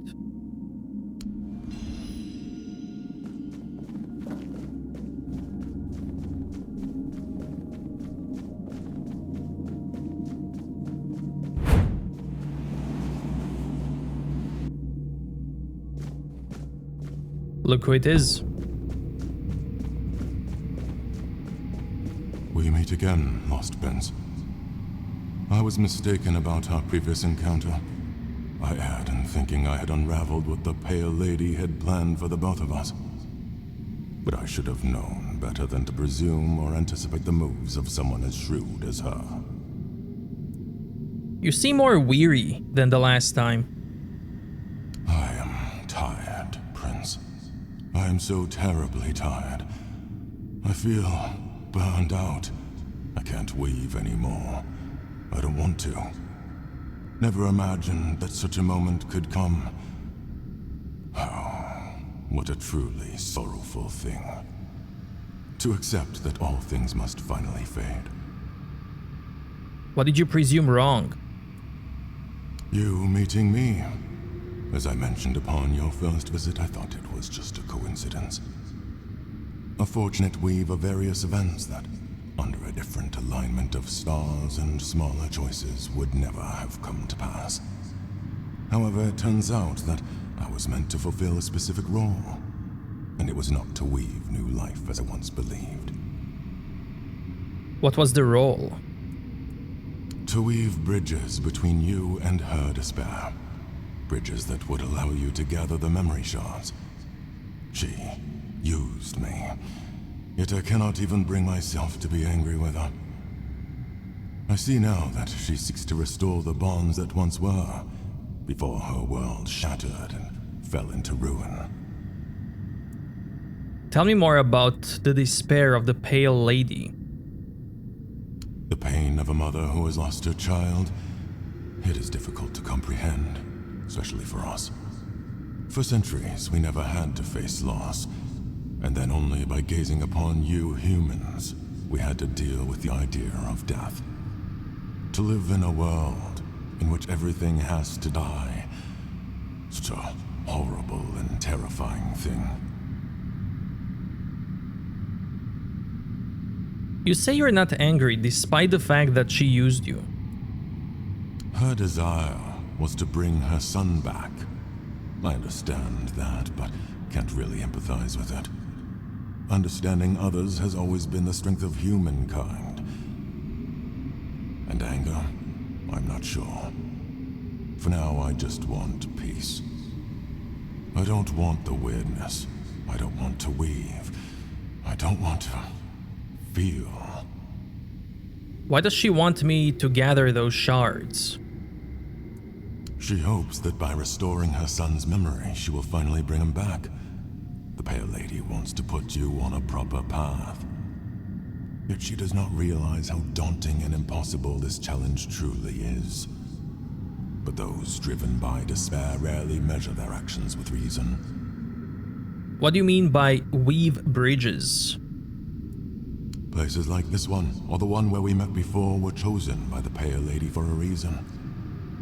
On their own, they're nothing more than aberrations twisted by the weirdness. To bridge your reality and ours, someone had to weave the passages. That someone was me. In both instances, I believed all my efforts were aimed at weaving a new Foredweller, for the first time in centuries. But the truth was far from that. How is this place different from the one where we last met? The Archspire was a bridge to the place where her son was born. In that cave, I wove the prints from the threads of the weirdness granted to me by the Pale Lady. They were resonating with great desire. It seems the place we stand in now was marked as the place where I had to create the next passage. You weren't able to weave the new Foredweller for centuries? Why? Since we lost the war against your kind, we retreated to Tuathan, severing ourselves from the rest of Avalon. All the while, the weirdness has continued to change. It has grown wilder, more untamed, and far harder to control, even for us. For centuries, places like this seemed lifeless, stripped of their potential. And then the spark began to return. It was then that I resumed my work. I spoke to Kai, the prophet. She told me about bleeding heart of the plague. So it is true. I suspected that gazing upon the homelands by the Pale Lady and her son could not occur without disruptions. The knot grew tight.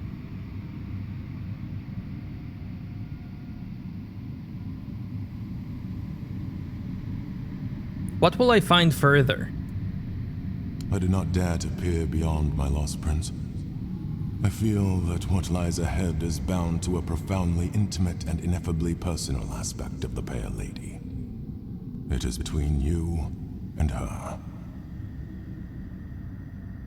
Prince, it is time to go. Leave me behind. I played my role in this spectacle. Hopefully that will grant me freedom. Farewell.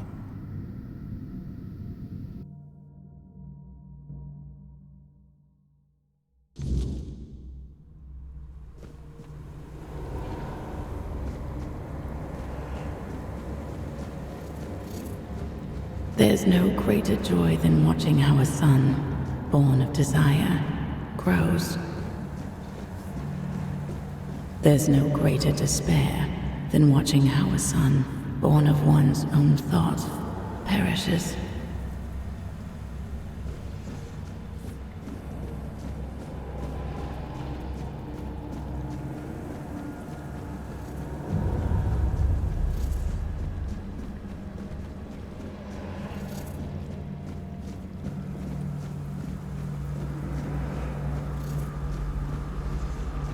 And now you stand here, hidden deep within, and even I cannot fathom what my heart feels.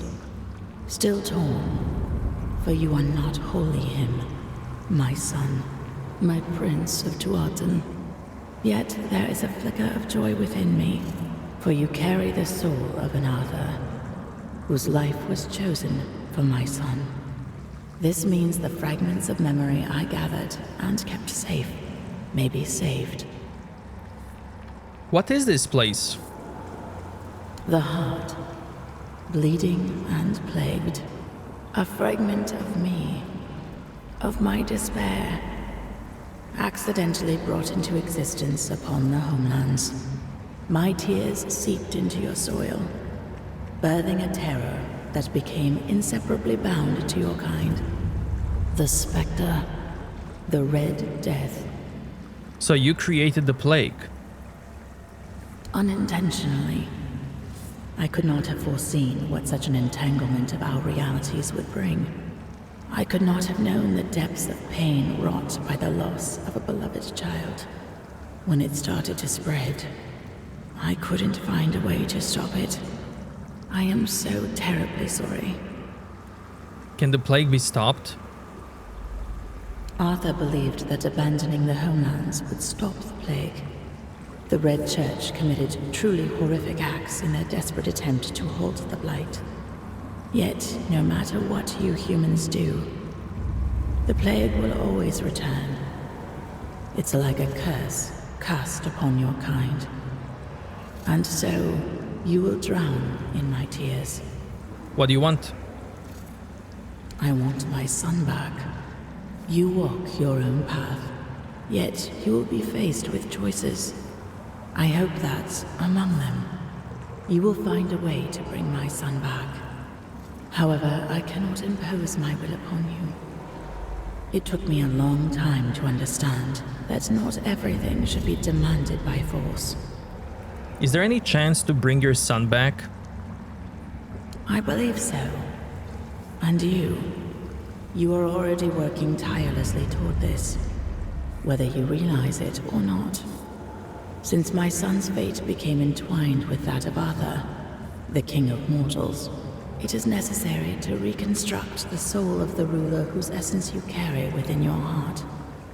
You will also need the fragments of my son's memory, the ones I so carefully concealed for you to find. Beyond that, the Weaver may possess something helpful. His life-giving spindle. It may prove invaluable when the final trial comes. If you manage to find him, take it. Where could I find the Weaver? He is no longer bound by the places I created for him, where he could work in peace. I have a feeling he may have returned to his workshop, deep within the Forlorn Swords. I want an explanation, Arthur. You, your son. How is everything connected? It is a tale about the Prince of the Four Dwellers, who unexpectedly became the king of humankind. Arthur. We are connected. In the homelands, he heard my call from beyond the mist. It guided him to Avalon. I met him during his journey. I gifted him with the sword, the spectre of which you now carry within yourself. He is someone very dear to me, someone I lost decades ago, whose soul found a new body in your lands. Reincarnation?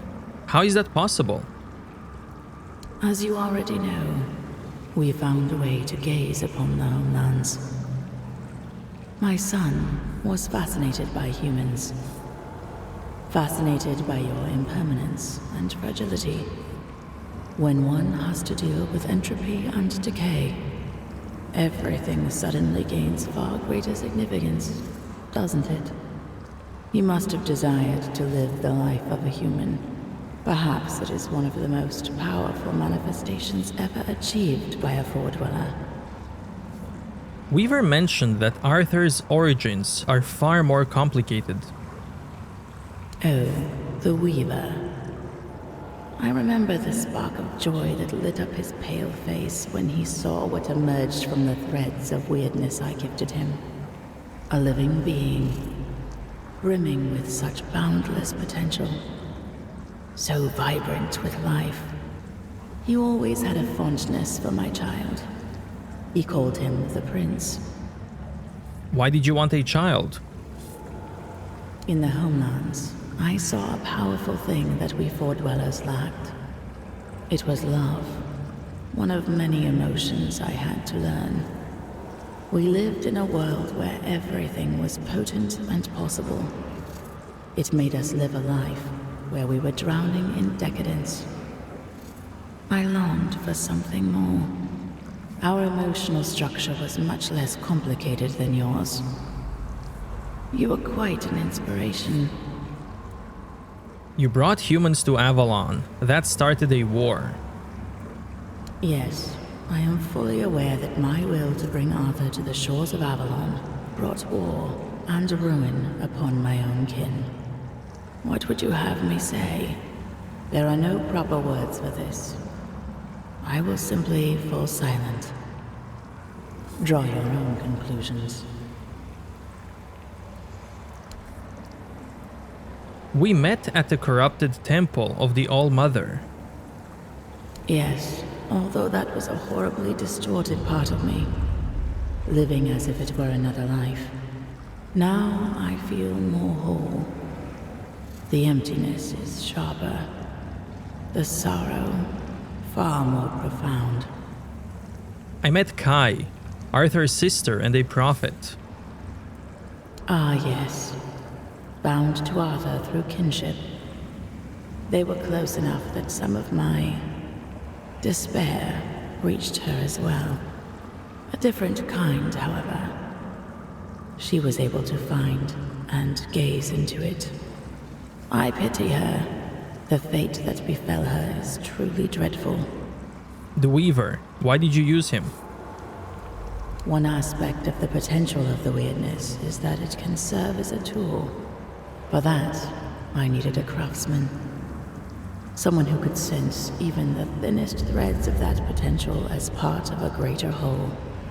Every Four-Dweller could manipulate the weirdness to some degree. But not all did so with the finesse of the Weaver. He could harness that potential for something far, far greater, like weaving a new life. for example.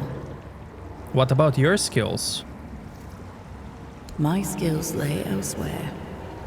Among them was the ability to peer beyond the horizon of our civilization, to see a different world, a world without the weirdness, a world filled with meaning and purpose, constructed through intricate connections, a single living organism, yet full of individuality at the same time.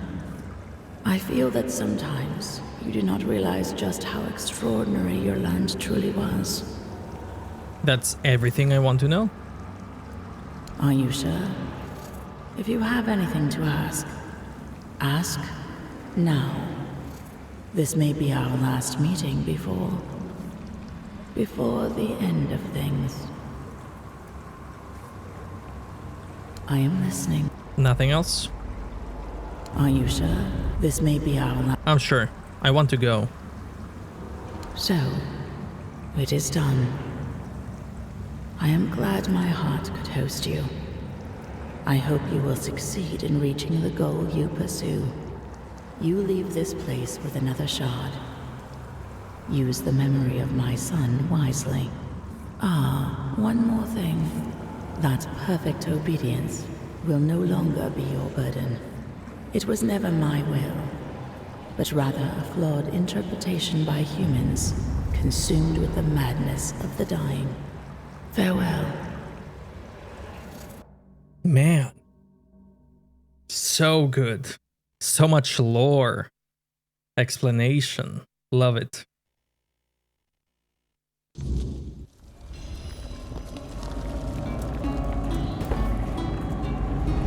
Level up.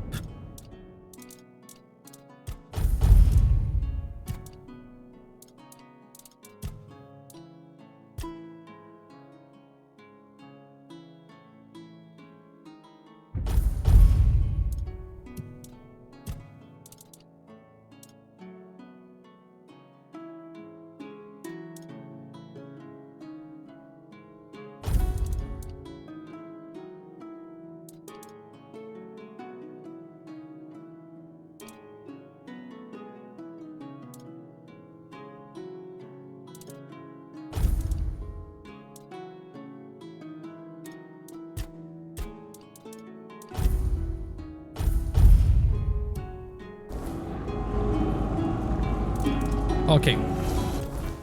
Now that that's done, I'll go back quickly to Horns. I know I should have done it earlier, but I'll do it now. Because now I'm rich. And that means we can get a house.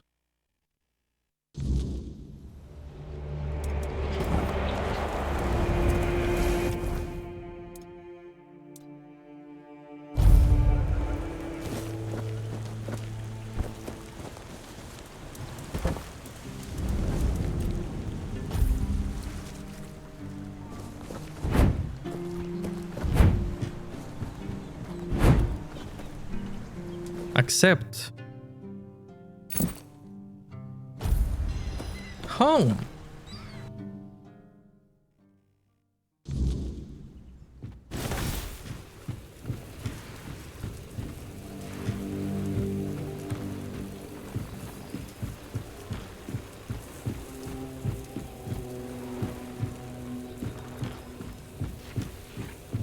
Decor mode. Edit furniture.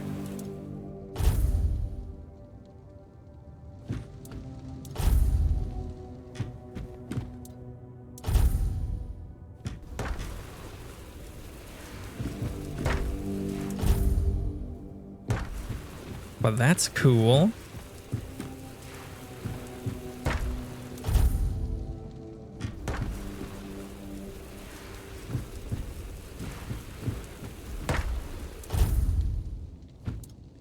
Look at that.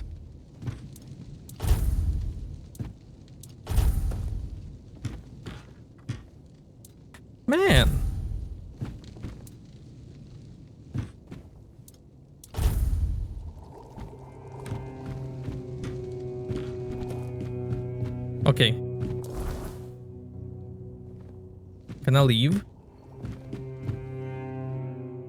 and buy all the furniture from this guy.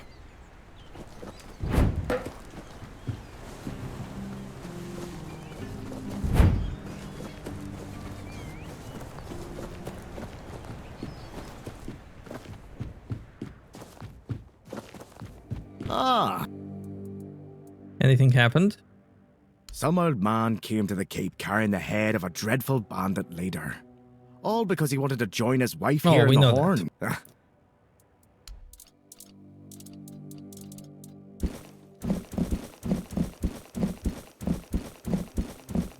I'll take it all.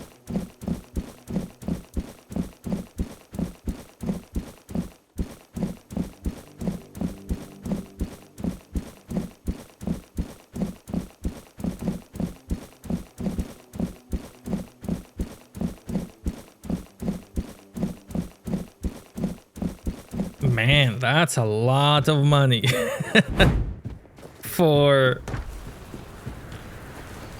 one house.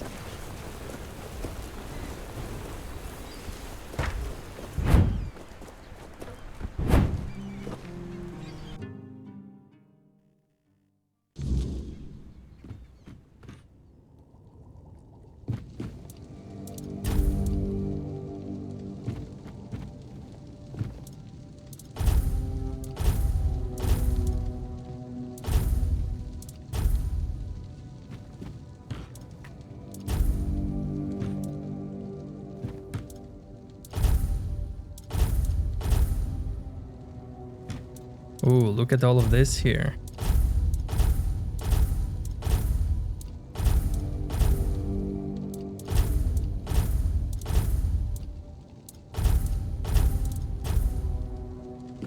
Ooh, look at all the chairs.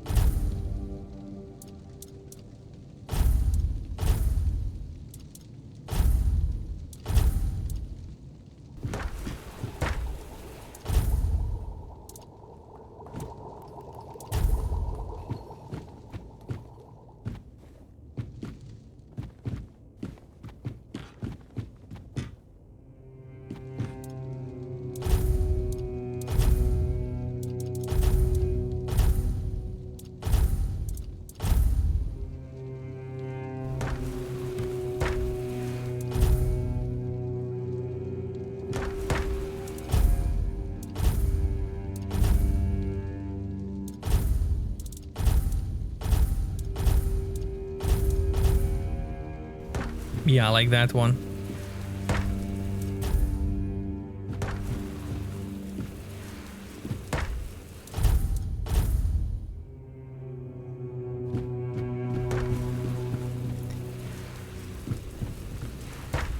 And that's it.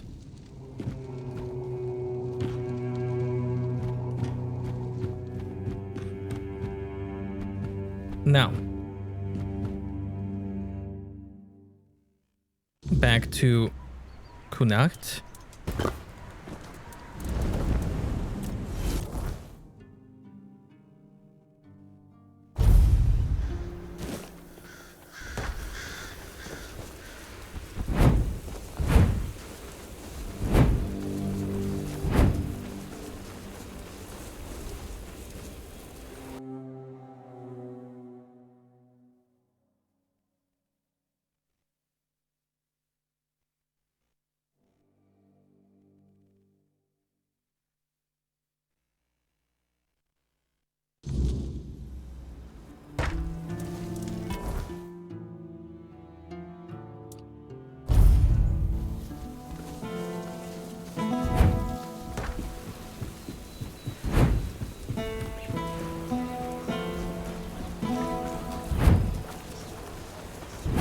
Let's see if this lady has something to sell for the house. Welcome back to the... She does.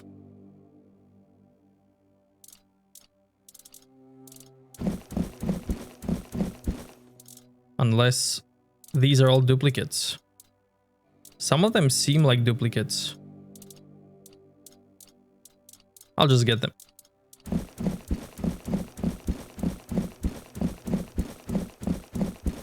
Unless I may not have enough money for the house in the end, because it's 50k.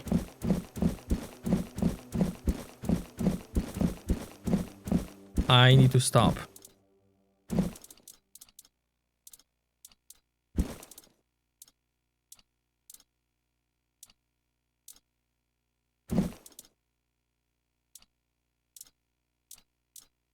Okay.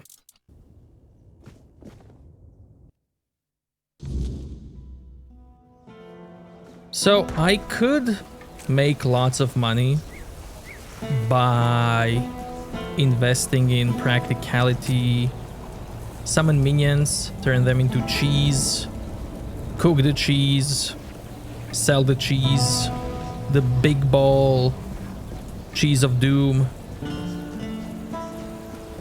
or anything like that. But I won't do it. Careful with that. Now, where was the house?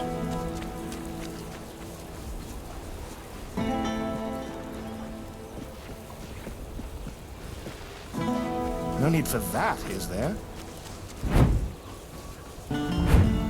Is this the house? 50,000. Let's see it.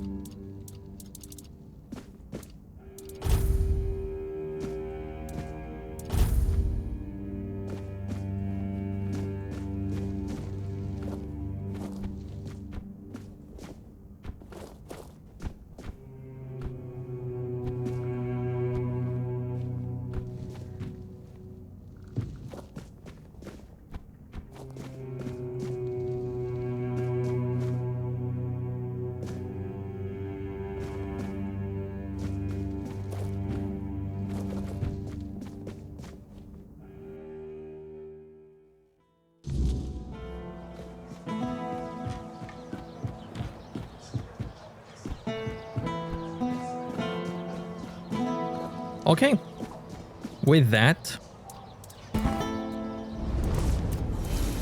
let's find Weaver one more time.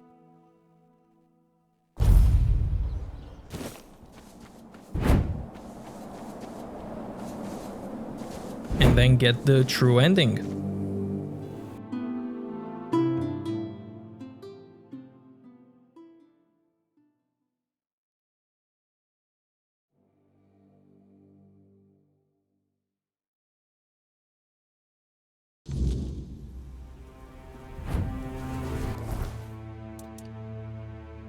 So Weaver is this way, where the moot took place.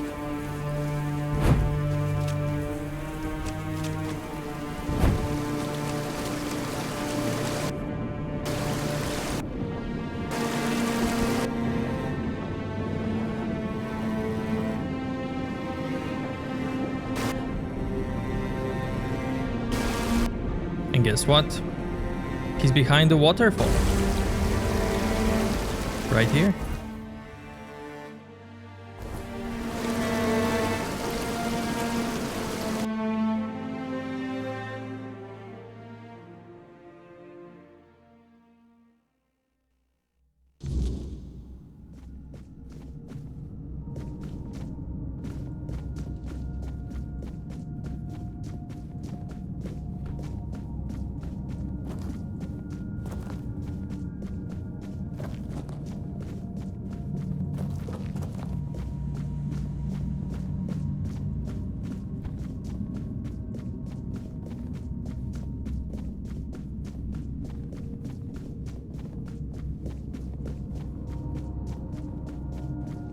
The center cannot hold, little prince. The fall, it is already here. Step further and see for yourself.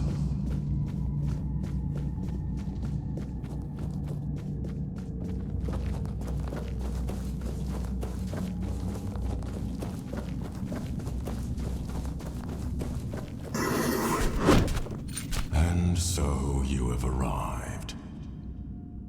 I look at you and I feel what you humans call resentment and bitterness. What happened? Lies and lost purpose. That is what happened. The Pale Lady managed to create places full of accumulated weirdness. I thought that those were gifts from her, for all those centuries we spent together. A vote of thanks for creating you. But no. After our second meeting, I grasped from the very beginning I was used. All my attempts to weave a new Foredweller, how utterly meaningless it all was. Where are we? A place that was once my workshop. I spent decades here unraveling the secrets of threads of the weirdness.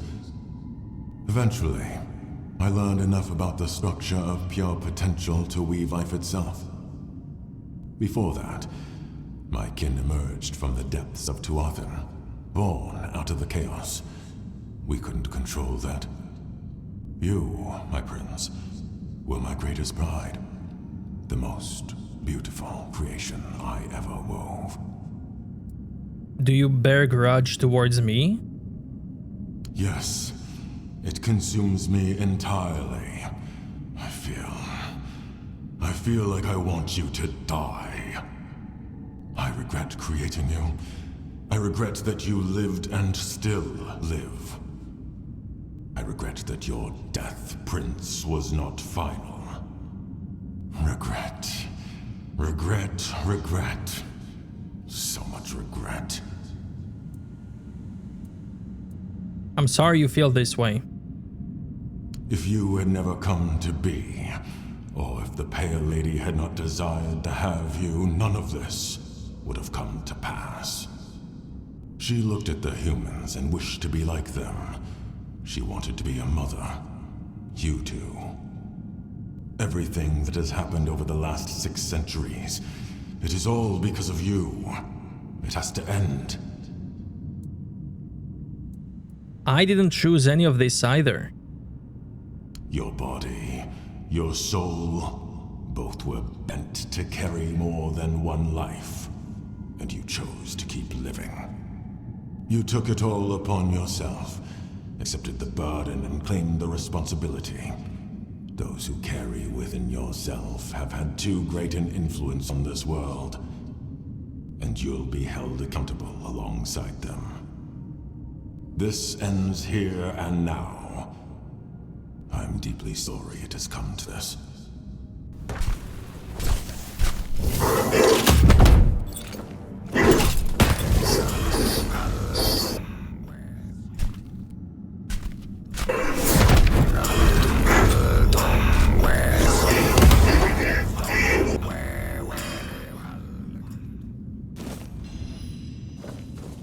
Foredweller Life Spindle.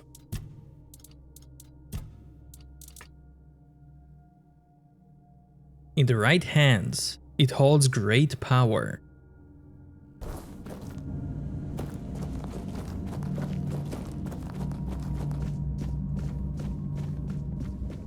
And now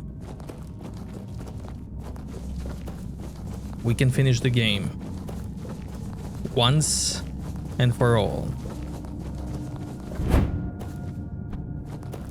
And after this, I think I'm genuinely done. And this is it. This should unlock new ending. So I'm gonna go towards Caradoc. If there's something new, I'll show it. If not, I'll just cut everything to the end. So I'll see you there. There it is. New dialogue. What if I use life spindle that the Weaver gave me? He shall find his way home. The tear between the worlds shall close.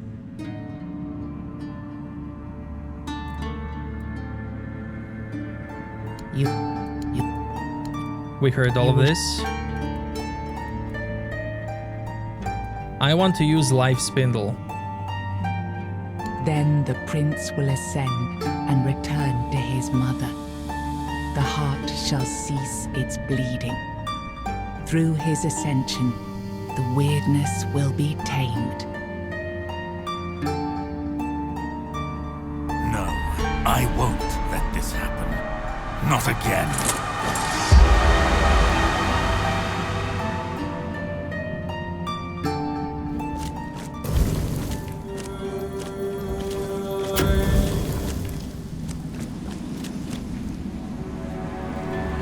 You uncovered the truth buried in the weirdness and used it to return Arthur to where he truly belonged, ending the cycle and securing Avalon's future.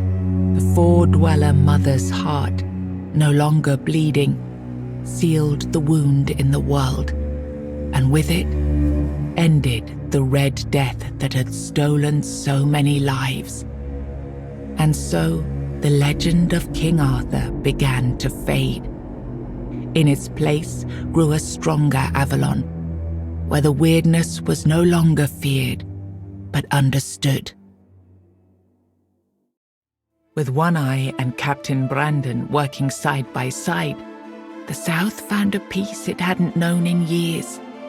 The roads stayed open, the fields were guarded, and the people finally felt safe. No longer bound to Camelot or the Knights of the Round Table, it became a land ruled by its own people on its own terms. Because of you, the men here remained and the Kuinact endured, not just as a place, but as a legacy of quiet defiance and hope. Lord Yvain was remembered as a hero who gathered the wise and set out in search of the Grail, while Kuinact stood as a peaceful haven amid the weirdness. You awakened the giants, and with them at their side, the Dal Rita conquered Camelot. As the capital fell, the customs of the tribes spread across Avalon. Not everyone welcomed them, but the change had already taken root. Firgas was named the new Galahad the Loyal. With One Eye and Brendan backed by the Dal Rita, the Forlorn Swords, he saw that the South's alliance was strong enough to stand on its own. He urged Camelot to leave the South in peace and turned his attention to securing the rest of Avalon. The captain led the South to independence, breaking all ties with Camelot. Under his rule, the Horns of the South flourished. Merchants, pilgrims, and adventurers returned to the roads, and prosperity once again reached the far corners of the land. One Eye ruled the South, with the Horns of the South at his side. Over time, the Dal Rita of the Fallen Swords rallied to his banner, forging a unified force. With the South secured, he stood in a strong position to launch future conquests across Avalon. Nianta left Kuinact with Yvain, and her fate remained unknown. Yet among the people she once served, tales of her devotion and courage endured, and her name was remembered with respect. Maggot left Kuinact alongside Yvain, surprising many who had long considered him harmless and weak. His fate remained unknown, but in time, the people spoke proudly of the last druid, claiming him as one of their own. Ulfre left Caradoc alongside Yvain, despite concerns about his age. His fate remained unknown, but the people admired him for finding purpose at the end of his life and spoke of him with lasting respect. Fabius and Neil disappeared from the Red Church's reach, but their life together soon unraveled. With no child and no cause to unite them, they parted ways, and Fabius faded into obscurity. Ailey turned to the merchants for support, and for a time the hospital prospered. But when they began charging patients for care, she walked away and opened her own small practice, refusing to serve profit over healing. The Volker joined the rest of the Dal Rita without a matron and without Mathar's blessing. Even so, their warriors kept the ferocity they had once been famed for, tempered now by a clarity that left the other tribes uneasy. They were respected, but only barely. For what greater dishonor is there than turning one's back on the goddess who had made them what they were? Ingui turned away from the eternal sleep, choosing life over dreams. In time, she began to rebuild the Thoid among the living, planting the first seeds of a new future for her scattered people. Under Stronar's leadership, the Ulfre found new strength. He rebuilt the tribe and reunited them with the rest of the Dal Rita, restoring their place among the tribes of the Forlorn Swords. With the Stagfather slain and the old bonds broken, Balaam led the Svine towards a new path. He opened the tribe to the other clans of the Dal Rita and guided them to settle in the Mather mines. You accepted the mycelium's offer and let the spores consume Sagramor's body.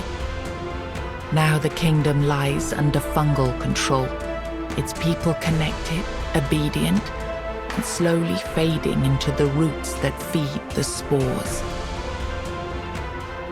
You placed self at the head of the children of Morrigan. Operating from the shadows, the guild reshaped Avalon's politics through quiet influence and assassination, while the people lived unaware of the power that ruled them. You chose to dismantle the children of Morrigan. There were no more crows to carry out her will, for now. Morrigan withdrew into silence, patient as ever, waiting for the day when new souls would rise to serve her again.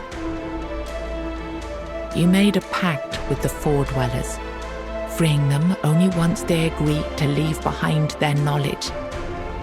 One was lost to madness, but another fulfilled the promise, placing a stone woven with the song at the feet of the Stone Wardens.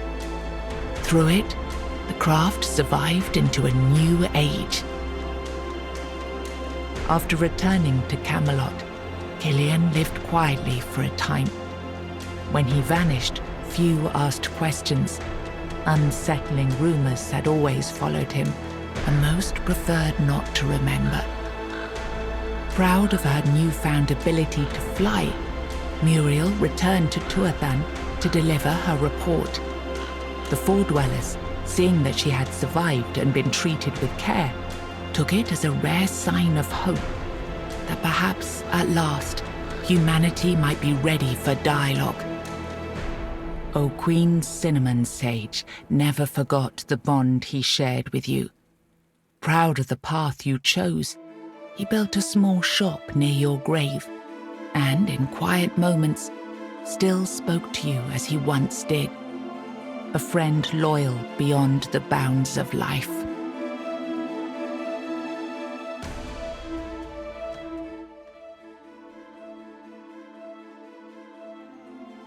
Man, I'm so happy we got the chicken slide.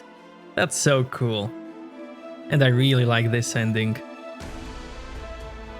Man, what a game. What a game. And unfortunately, ladies and gentlemen, this is the end. I really hope that you enjoyed it as much as I did. And I cannot wait to play it again. So I hope I'll see you then. Ladies and gentlemen, thank you so very much for watching. And I'll see you next time.